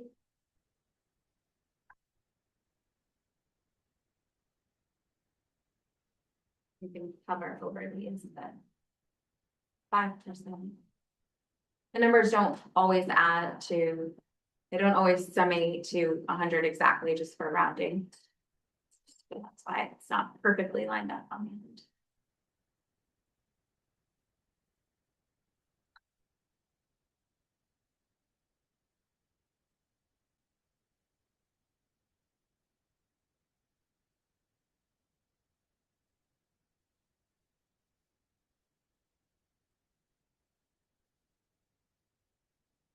This is students with English language services.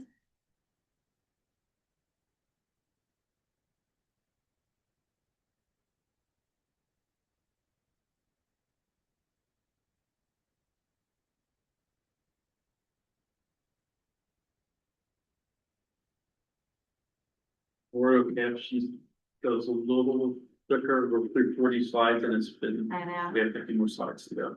Yes.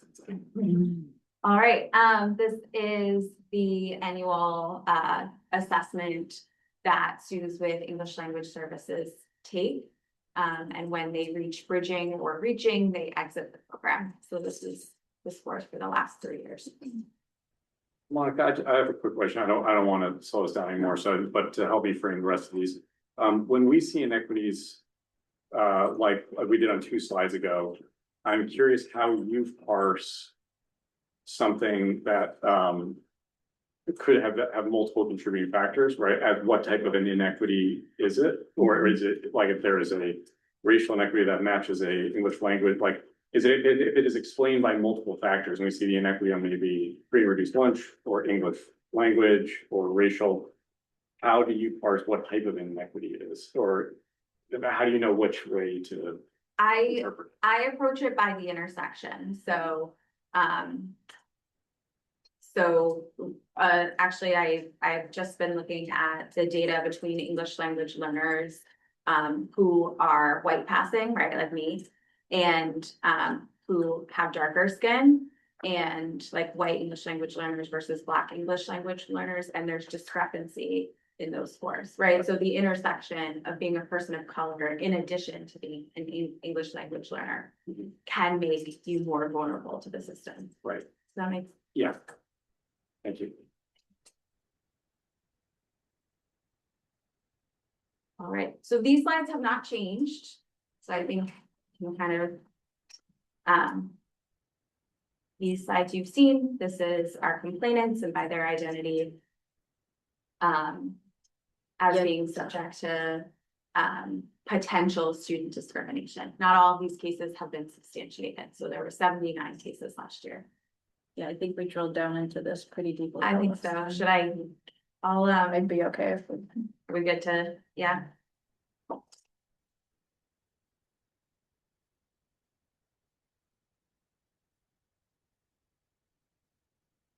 Great.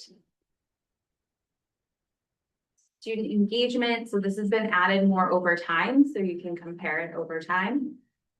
And you can look at the percentiles at the bottom are generally a good way to kind of see the benchmark.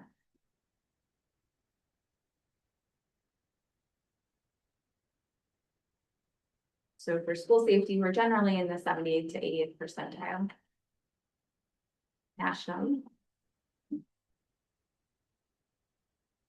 Sense of belonging. You can see some improvement in grades 6 through 12. Winter of 2024 was 45%. Fall of 2025 was 57%.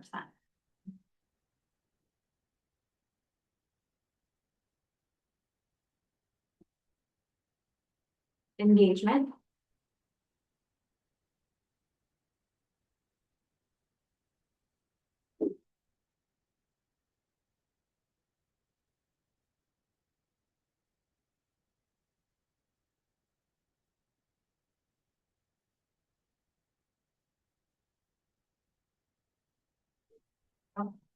Cultural awareness and action has remained relatively stable at 90%. And then this is engagement by gender. Oops, sorry, switching.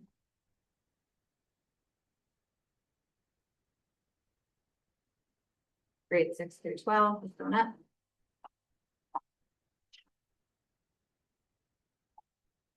This is engagement by race and ethnicity.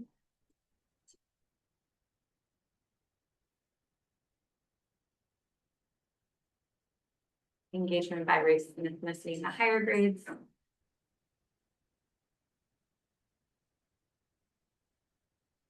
Attendance over time. All groups have remained above 90%. Yeah.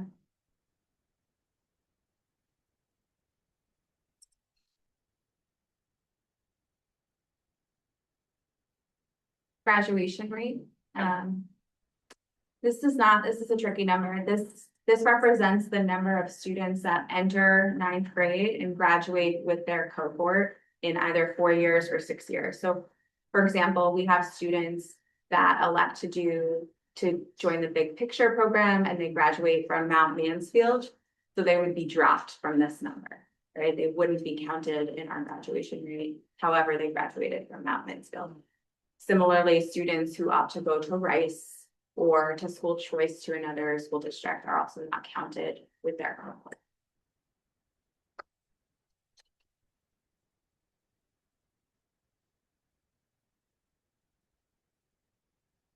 Do you know the end on those? Yes. Should we? Oh, that Isn't it actually, true? no, that AOE, I could not get the insights on this. I know. I'm still trying to dig that out. It's on, if you click on that link down there, you can get those numbers on it. Yeah. And then you can also see comparing districts too. They have all of the districts listed. Student discipline, these slides have not changed too much. I just put a little bit more data so you can see trends over time. So behavioral incidents.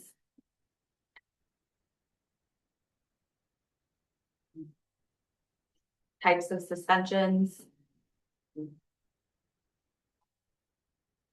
These are our top 3 behavior responses.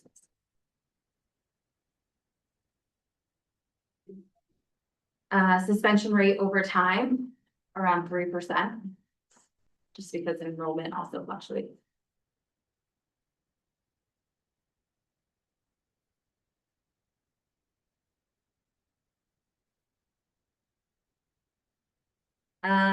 This is suspension by kind of grade band, and overall is below, so you can kind of compare.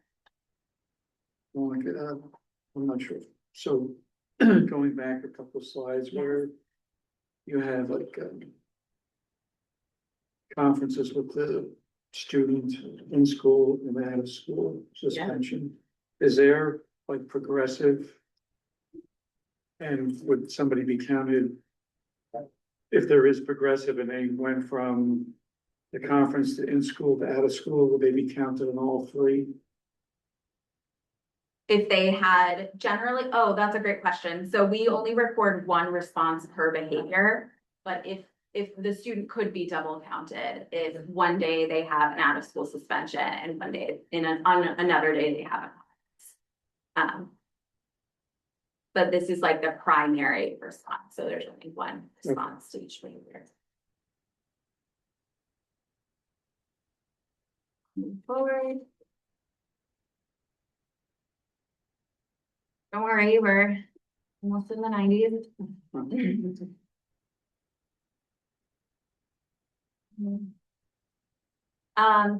This is, oh, sorry. These are new to the board, so this is suspensions for the last 3 years. So you can see the N on the left, and then you can see if it was in school, out of school, or the student received both types of suspensions. In other words, 67% of our students last year that were suspended out of school at one time. Is there a change in policy here that's resulting in that jump? It just seems pretty large. Yeah, we, there's no change in policy. I think to be able to support in-school suspensions, there's a level of staffing and SEL kind of support that buildings need. And I think principals could speak better to that. And so if we're monitoring equity, is this slide meant to set up a comparison between groups, or like what should we take from this in terms of equity? That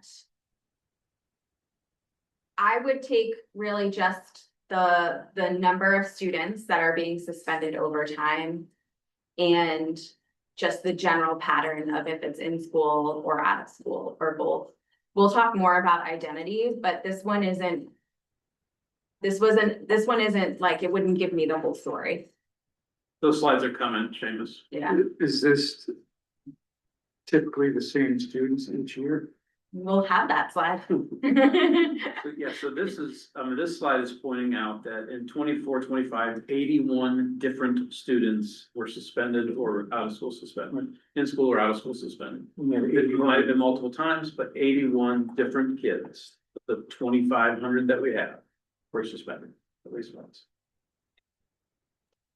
Is it also possible that this is because if I remember, the equity policy is much more specific about which graphs it requires.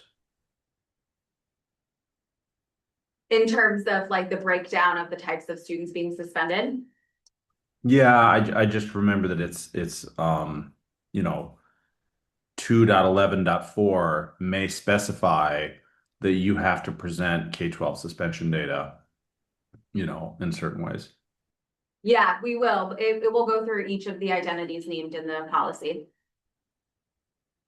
Oh, yeah, sorry. I don't mean to say that you're not fulfilling it. On the contrary, I'm saying that it seems like you are fulfilling it. Oh, I'm trying. So, for this graph, I wanted you to be able to compare the overall population. So that's the top bar, right? And you can see 2024, 2025, for example, students living in poverty were, essentially 2 times more likely to be.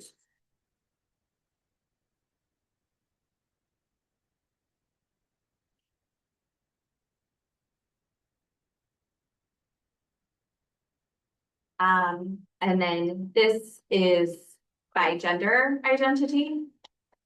So you can see that males are over suspended or suspended disproportionately.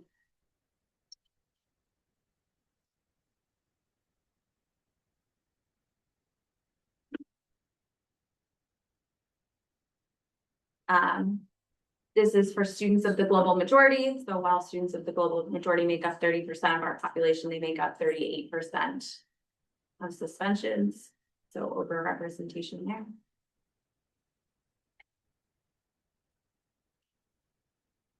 Students with EL services are underrepresented in suspensions for the last year for 2024, 2025.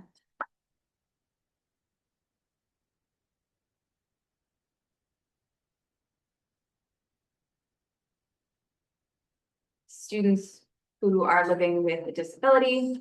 So you can see the overall population on the top. And their overrepresentation historically. It's 3 bars.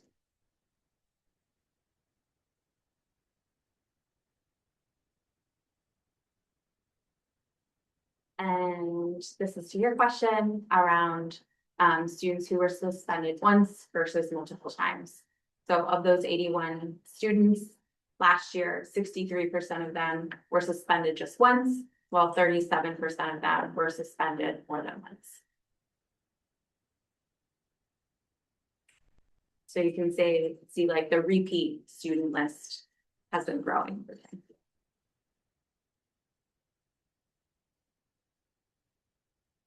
And then these slides are old. You all have seen these, so I think if the board's amenable, I can kind of move through those. This is exit ticket from teachers after their anti-racist workshops.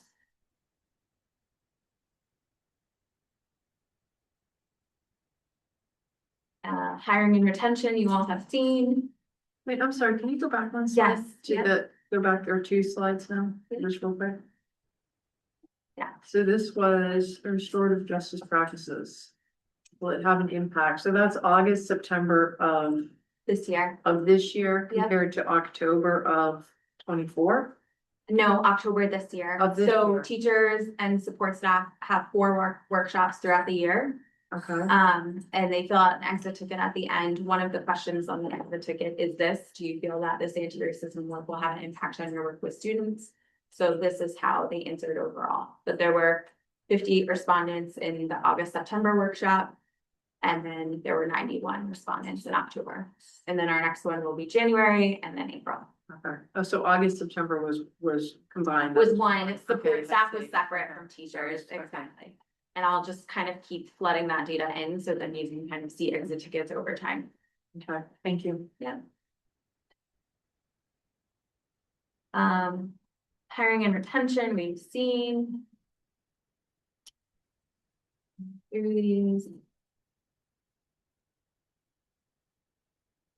Curriculum materials, I think we've also seen.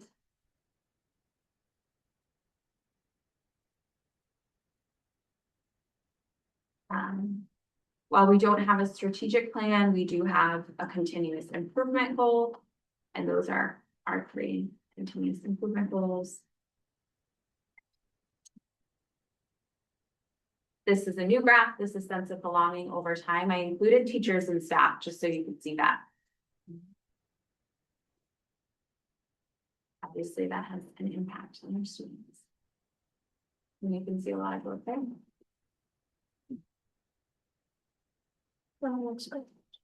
And then there's just a lot more. I don't know how much to. So many ways you can splice. this Yeah, data. yeah, and I wanna respect.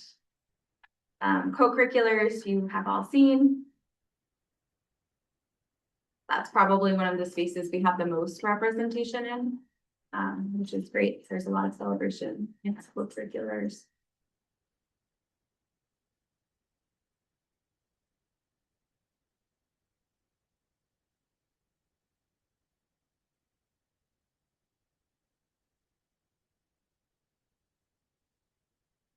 This we have seen.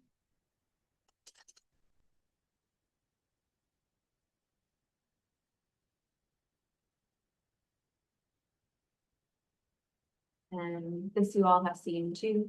I can get updated data at the end of this year for enrollment this year.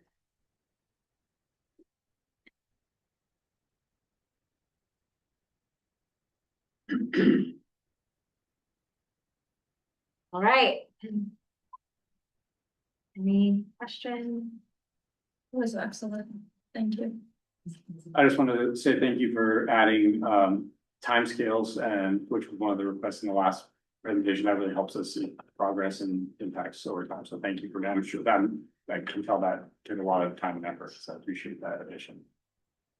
And I like you adding the teachers in there too. I think that's really helpful to see. Thank you, Monica. That was fantastic. Really done. Okay, so. Almost there. That was part 3. Monica told you all of, or showed you all of the data. And then we come to the rubric.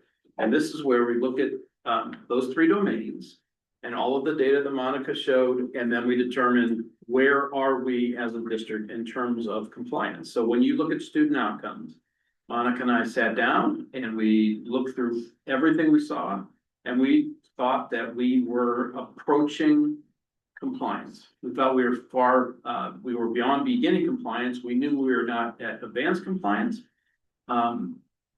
We did see that we are seeing, we definitely have some targeted interventions. We are showing some modest improvement in some areas, but we don't think that we are narrowing across multiple indicators. So that's how we decided that the superintendent's evaluation of student outcomes is we are approaching compliance.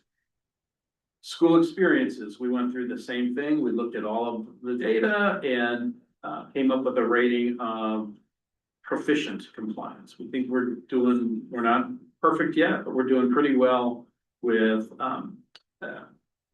students and families reporting equitable treatment, belonging, access, et cetera, et cetera. And finally, district systems and practices. We think that we are in that that's approaching compliance section because we're talking about, we have some systems, hiring, curriculum, budgeting are beginning to apply an equity lens. Efforts are fragmented, not yet embedded.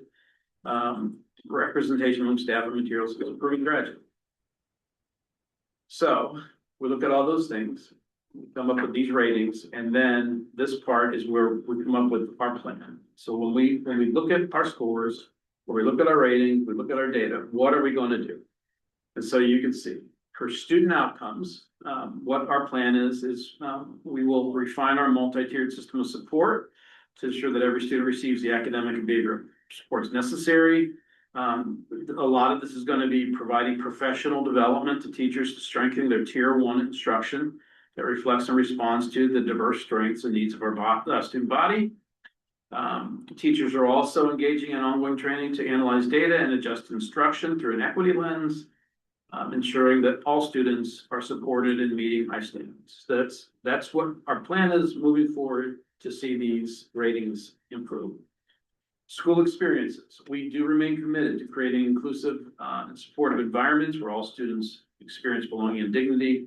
We will, again, professional development, engage in professional development centered on restorative practices, focusing on maintaining student accountability while minimizing reliance on exclusionary discipline. We want to find ways to teach kids how to behave without sending them out of school.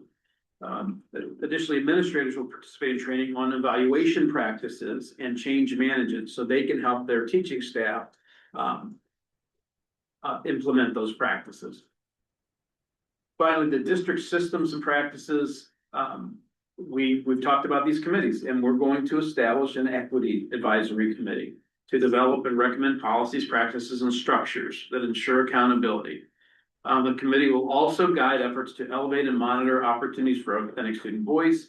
Parallel to this work, we're going to implement a comprehensive strategy to recruit and retain staff of the global majority, which is going to include creating a grow your own educator pipeline, developing a candidate clearinghouse, and establishing support networks for employees of the global majority to promote retention, belonging, and responsiveness.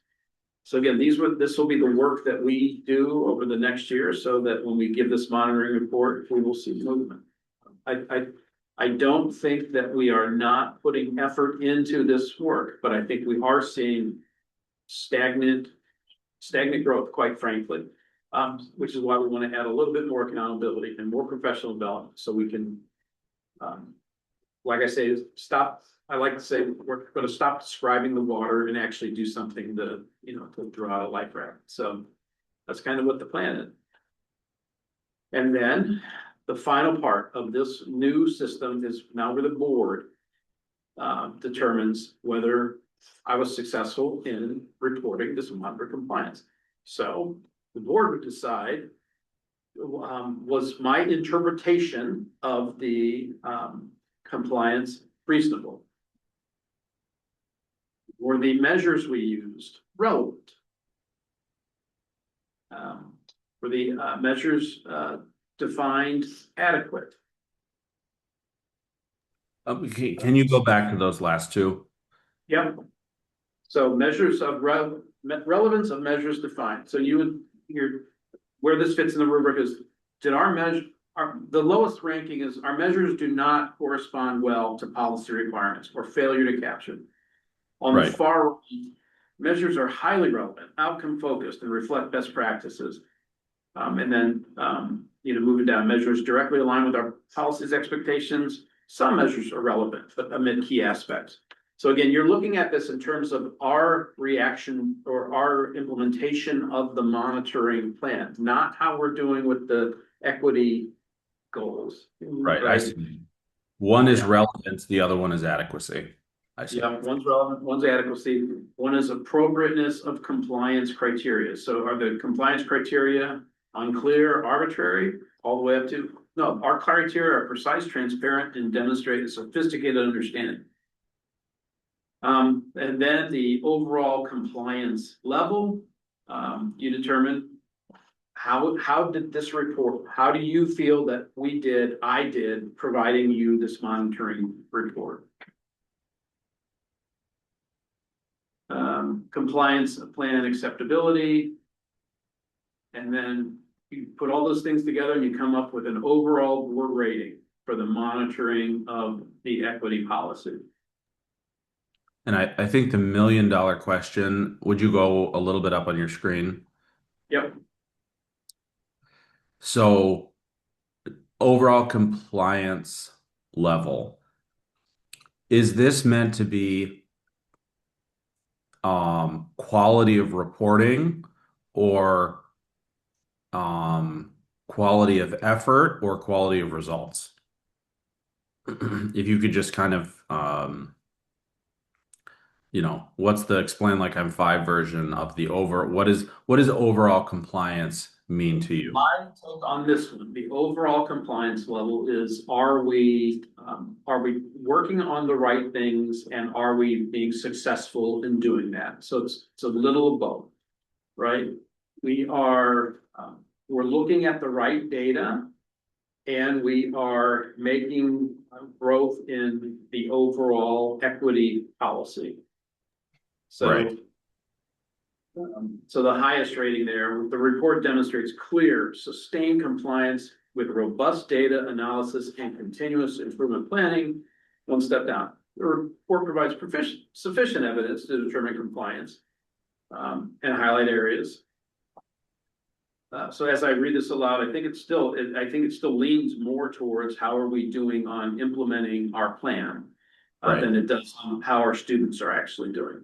And I think the reason I was confused for a minute is because every one of those statements starts with the word "the report" as opposed to like the organization. So if I read this as the organization provides, like this is a rating of the organization's efforts. And so now I understand that. Thank you. So my job as superintendent is to tell you how the organization's doing. Your job as the board is to tell me how well did I do reporting out on that. That makes sense. Yeah. Yeah. And you don't see any element of, so when I think of monitoring and, listen to the training modules and whatnot, that the monitoring is the way that we understand whether or not we're meeting our goals.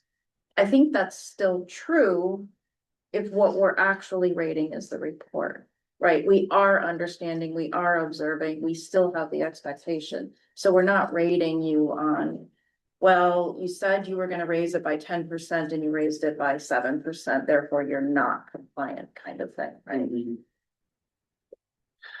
Yeah, it's a tough think piece there. I think that if my report to you was that everything is the highest level, yes, we're doing all these things, then I think the board here would say the board provides minimal evidence of compliance. That's where no, it doesn't. You're saying that you are doing all these things that meet what the equity policy says, but our data is still horrible. And you're saying that, yes, we're doing all these things. That does not mesh. Therefore, your overall compliance level is poor.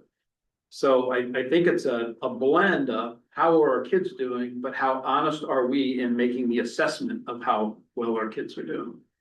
Now, ultimately, I could be as honest as possible and every year come to you and say, we are we're at the bottom level.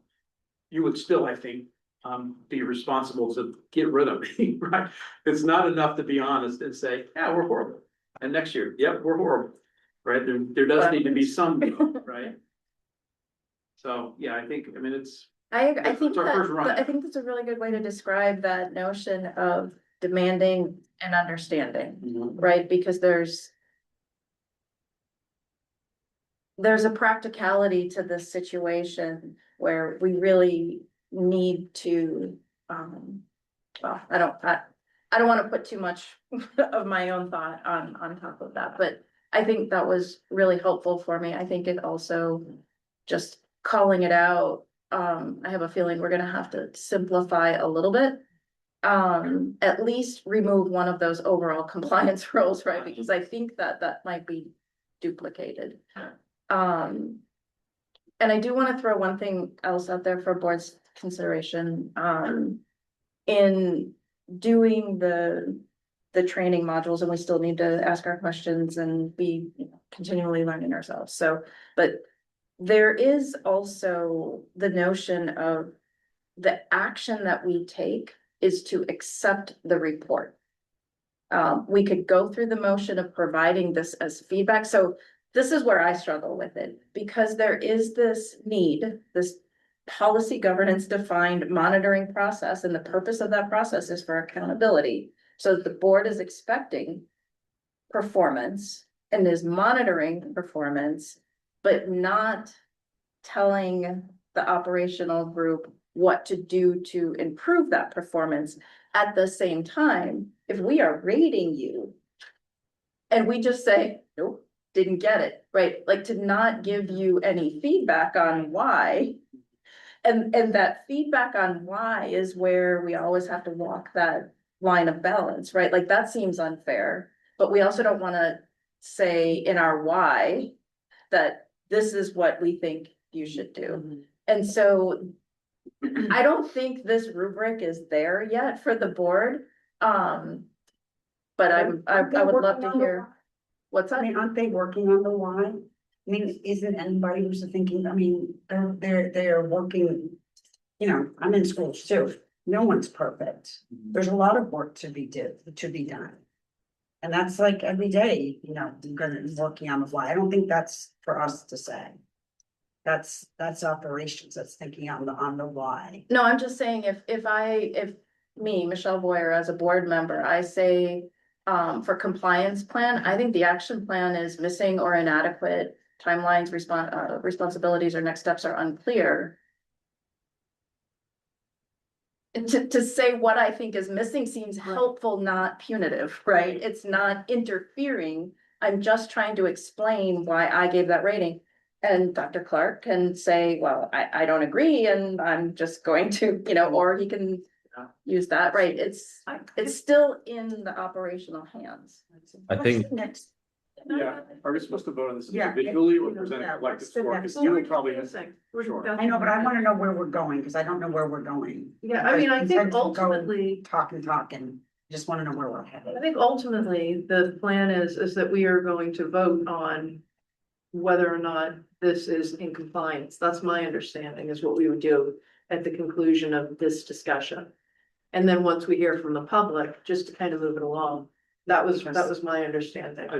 And I honestly, I could go either way. I don't think that we feel a need that we have to have the board say, yes, you're in Right. compliance or not, because Right. this is a new system, we're testing it out. Right. If the board is like, hey, thanks for presenting this to us. Michelle's hearing feedback from people, we get back together and say, okay, how are we gonna tweak this a little bit if we bring it back to you sometime in December? Not go through the whole thing again, right? But this is what the new rubric looks like for the board to decide where we are with compliance. I'm Let me ask fine a with that. direct question. Is having levels of compliance useful in your thinking, or is it not useful? I think it is very useful. Because I think it shows where there's an opportunity to improve, and that's what I would say. To me, this was a great presentation, all of this is great, but at the end of it all, I would like a distillation of. Here's where we are, and maybe you've got a couple of slides, this is why we believe we're in this place. And here is our closure, and I know you have that here, but I think it's putting it in something that's more readable, like. It can fit on one page and we can see something that, you know, just very easy to digest. Cause right now I think it's tough, cause I'm going back and forth, I'm looking at this and looking at that and.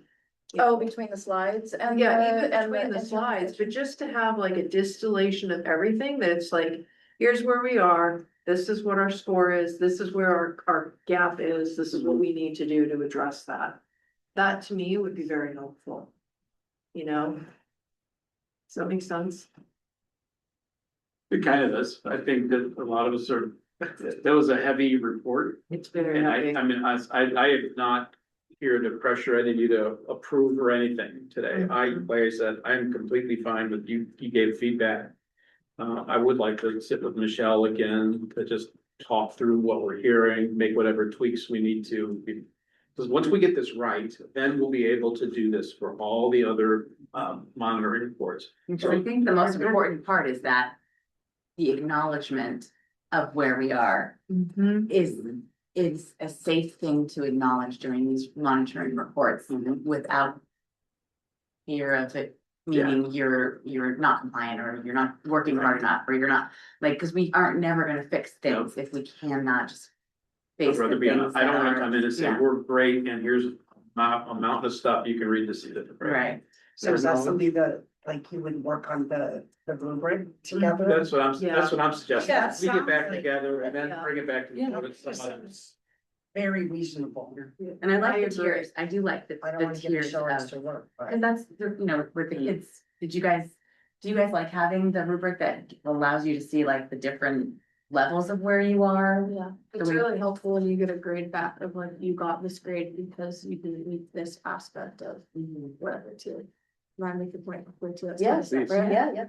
Most of, part of the goal of creating a different model, right, is to like help the community understand what we're doing. Right? And also And- us, Ally.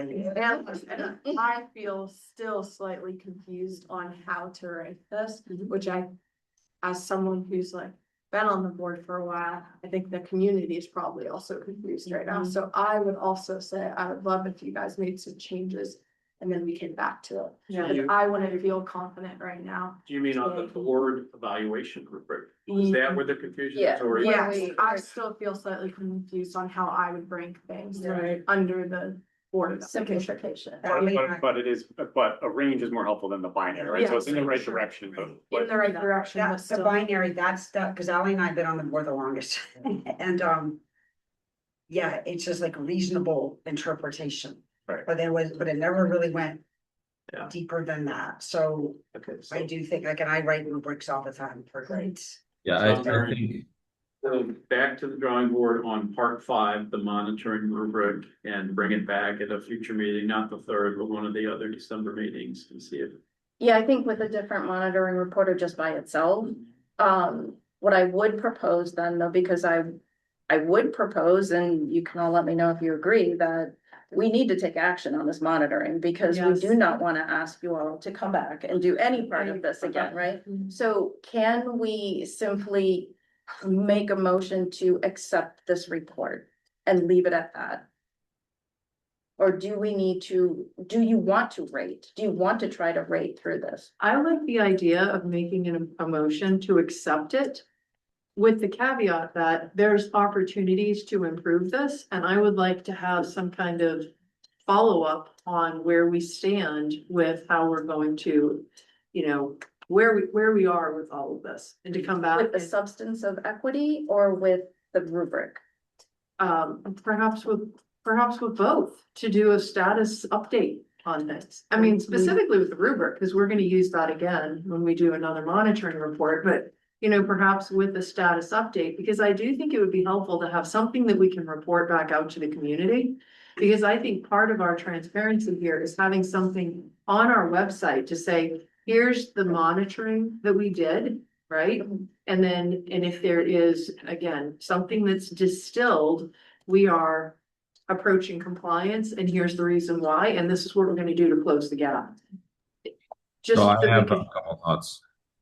Mhm. Yeah, I think policy governance is not perfect. And I think we're really down in the weeds of the difficulty of this. And I think that this rubric could probably be improved to clarify what it is we're judging. Like, going back to my question, are we judging the report or are we judging the organization? Now, on the substance of equity, I think that we have been presented with a huge amount of information, and my general sense is that there's inequity along racial lines, along gender lines, along free lunch lines, along English language learner lines. And so I think the high level question about whether if policy governance means anything at all, in terms of, are we expecting the superintendent to achieve our means? It's kind of this question of, are we going the right direction? Are we doing enough to close all those gaps that I just mentioned? And that's separate from the rubric. So I would be comfortable expecting the rubric to get better on the next monitoring report and making it more clarified, but also tonight taking action to say whether we feel like the district is making equity better. So one of the things about our district, it being policy governance, is that it is the official way that we evaluate the superintendent.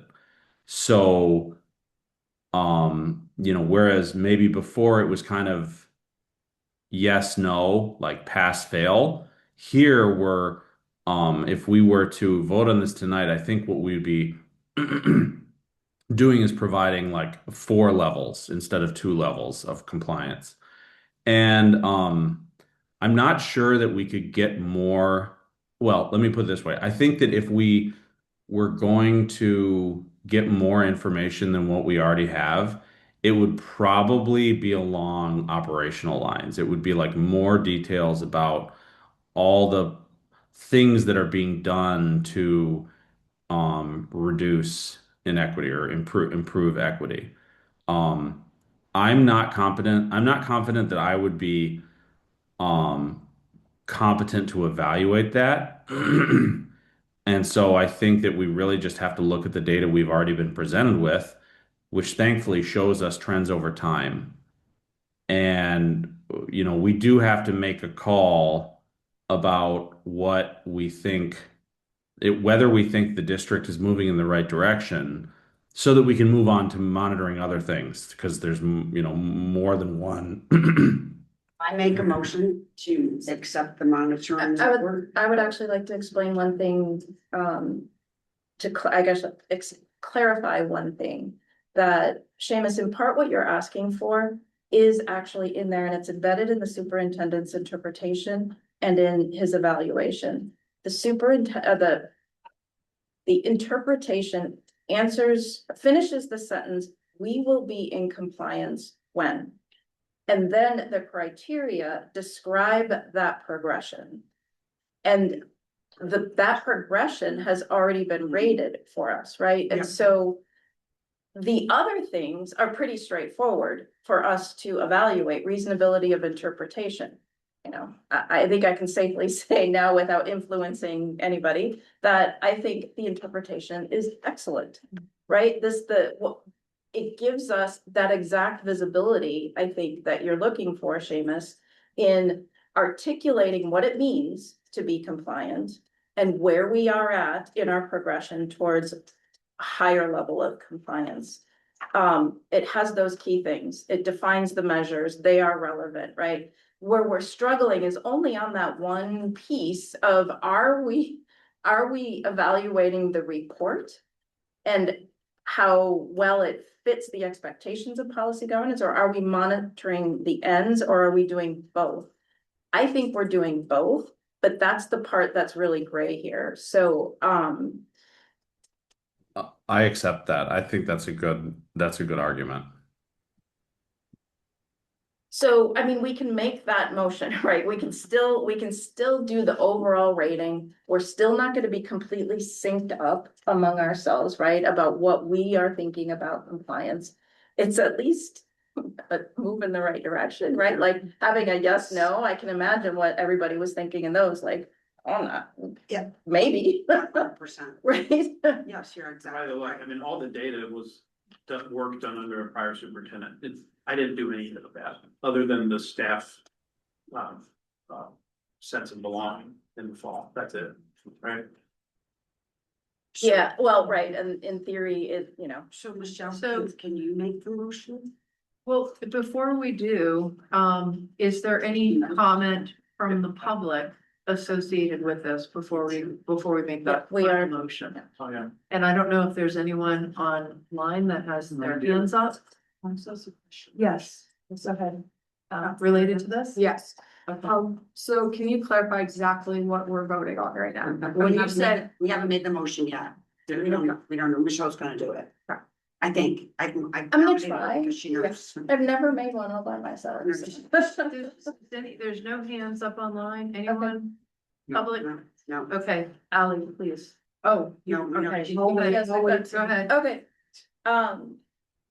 I would like to make a motion that we proceed with the board rating in each of these categories: reasonability of interpretation, relevance of measures defined, adequacy of measures defined, appropriateness of the compliance criteria, and overall compliance level and compliance plan acceptability. I second. Who made, well, you made the motion. Michelle did. I made the motion. Oh, you made the That- motion. that was the And you're motion. seconding. I'm seconding. Okay, great. Right. And then I think Thank there you would for be a reading second that. motion for Thank just you. accept, not accept. Yep, Yes, exactly. I can do that one if you want, okay. or you can do it. So I sent you all a spreadsheet. Would you rather I take the roll on here, or how do you wanna lead the gathering responses? Wait, so in compliance, I mean, the question Right. is, so usually, well, If I say Seamus, beginning, approaching, compliance, we usually, proficient, advanced, we usually you know, answer you tell me what it together, is. right? Right. Like you Yes. could, You would read but it. there are four, so we're not saying yes, no, so we kind of have to do a roll call to do it. right. So Michelle, you could just go down, you could say Seamus, and then I could say, you know, 1-1-1-1 or 4-4-4-4. And then you would just, and then you'd move on to the next person. Yep, There are ones and fours. yep, no, we'll just say beginning, approaching, proficient, or advanced. So wait, we haven't discussed whether we're doing this or like. Yeah, can I stop? Is there any discussion Yes. on the motion? Yes, You did ask about discussion. I have a question. Yes, So we are voting for each of these things right now. We're not It's- going back.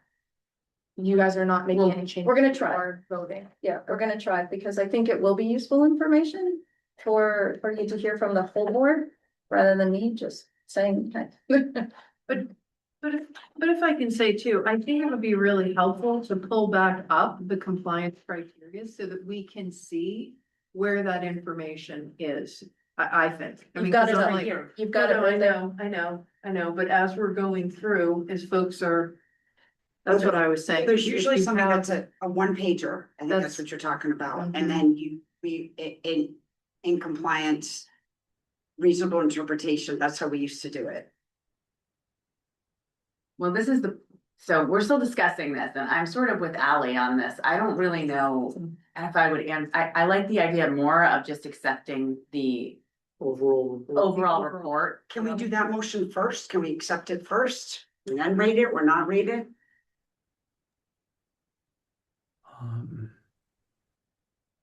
That's what I would prefer to do too, and I would say we circle back perhaps. Yeah. That's, then the motion fails and we can just make the motion to accept. To accept. And And I feel like this would be a great thing that maybe we could talk about more when we have our retreat. Would that be possible? so I would like to make a motion that we accept the report. Second, Okay. Great, so then can we take a vote on that? Discussion. Oh, discussion, sorry, is there any further No. discussion? Nothing online. Nothing online? All right, so all those in favor? I, Aye. Any opposition? All right, motion passes. Whew. That was a heavy lift.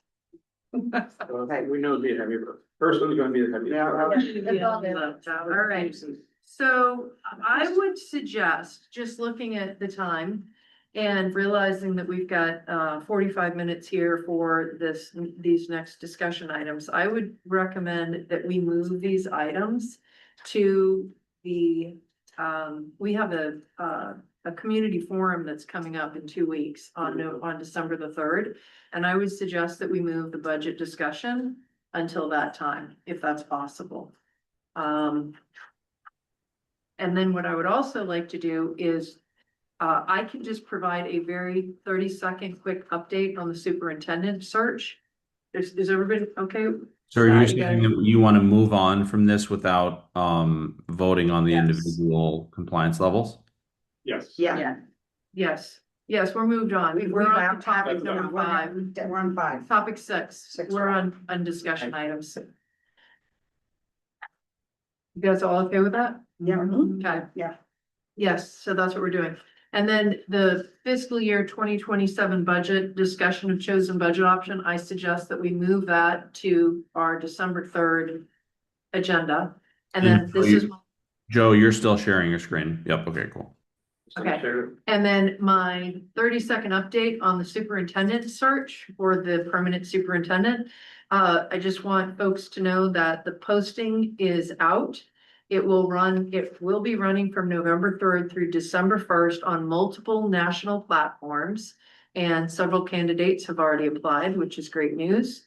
There is a public survey that is open and it is available on our district website for community to provide their input on what they are looking for in our next permanent superintendent.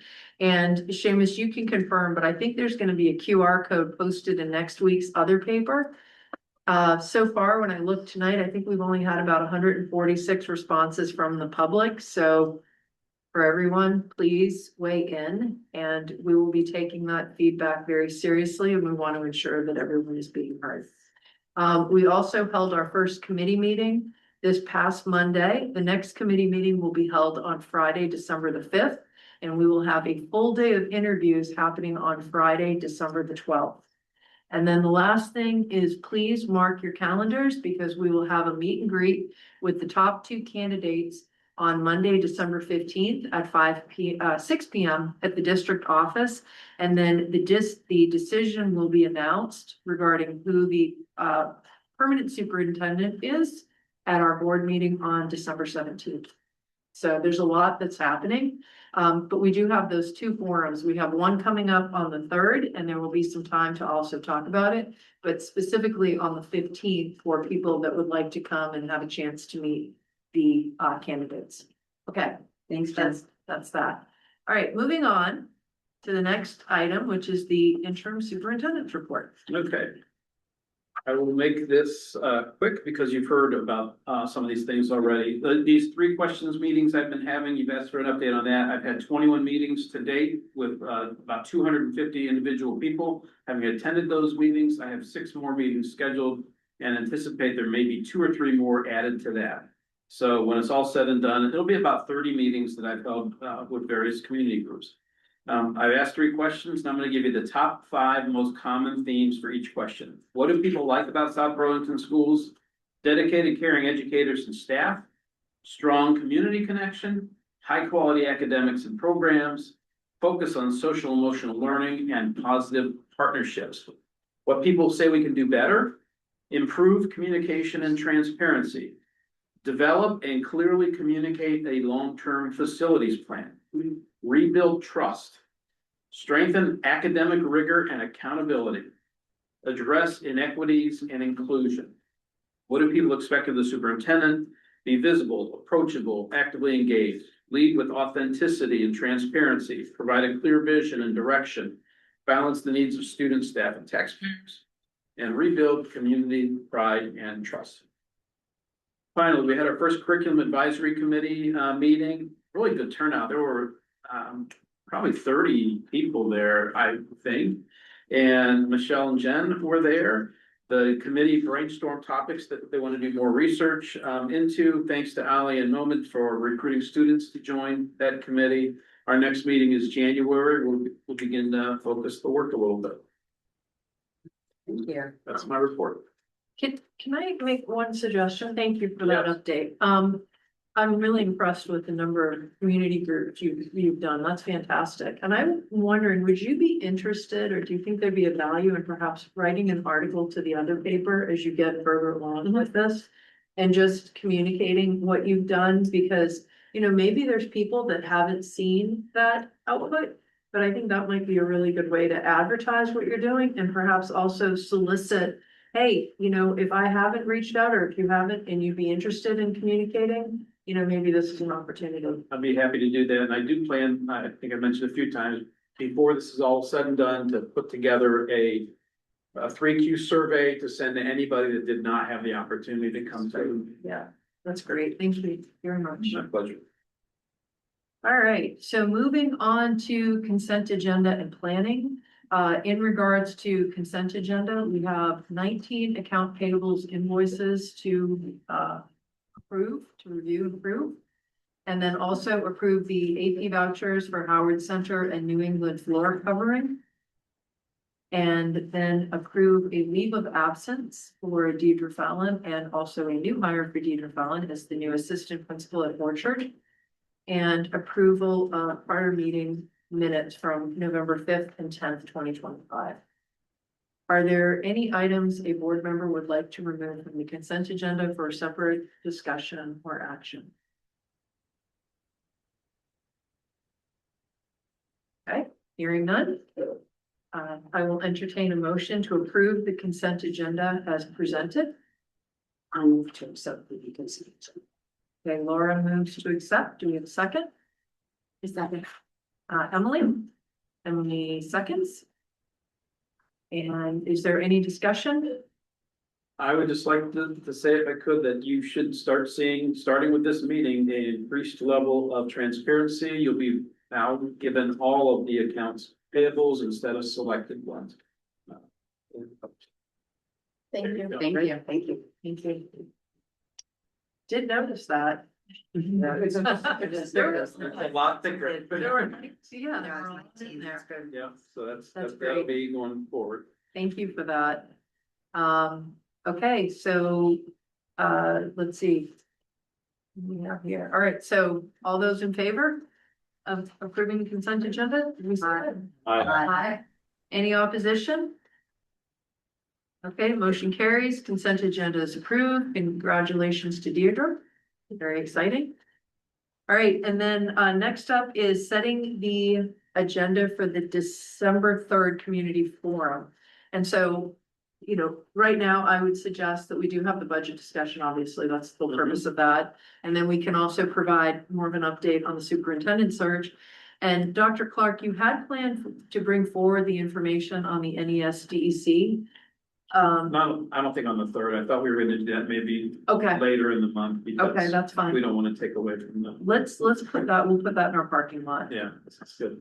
Okay, Can we keep the agenda simple, Jen, and Yep. have the budget and the superintendent search? so, yeah, absolutely. That's what I would suggest. Those are Right. the two most important things. Okay, yeah, I didn't know if, oh, sorry, go ahead, Seamus. Well, you bringing up the best use study, that might, you know, and what Joe said about it is that it's an analysis of how best to use the facilities that we already have. And that Yes. might mean, I don't know what it might mean, right? But at some point, we should probably talk about what it might mean. Yeah, And a any- community forum might be a good place to do that. I would say like, I don't know, I would caution us about putting too many things on the agenda. We have this huge superintendent search and the budget, but I just, Yeah, and I if think we could just stay focused. the reason I don't think it hurts to delay it a little bit is because it's gonna take, it will, even if the board were to vote on it today, the best use study would not be done in time for us to do anything for the next school year. Right. So we have a little bit of time. The best use study, I believe, will help us help you and whoever the permanent superintendent is, make decisions about what you're going to do. School year 27-28 moving forward. I think what I was thinking about in adding it to the agenda, not so much to get really into detail about it, but more because I think you're gonna have, I mean, it could be like a 2-minute, 5-minute, whatever it is, just blurb about what this is. Because there may be people that show up to that forum that have not been present, don't know about what we're talking about. And I just wanted to shed some light on it. Like, you're not gonna have information to share, but hey, by the way, this is something we might be considering looking, you know, forward facing. That would be the only thing. Report, put in the superintendent's report Yeah. and talk a few minutes about it. Okay, That'd be all right. is that for the 3rd or for the For the 19th? third, For we the can do it 3rd? for the third. I won't hurt Okay. anything for you to vote on the third. No, Right. I think you're right. I think we want to talk budget and superintendent search. Okay. Okay. All right, so that's what we have, those three things in that report. Okay, fantastic. We did not also discuss our project management calendar tonight, so this is more parking lot items. But I think that is something to keep up, and perhaps that could be another thing that we talk about during the retreat on the 13th.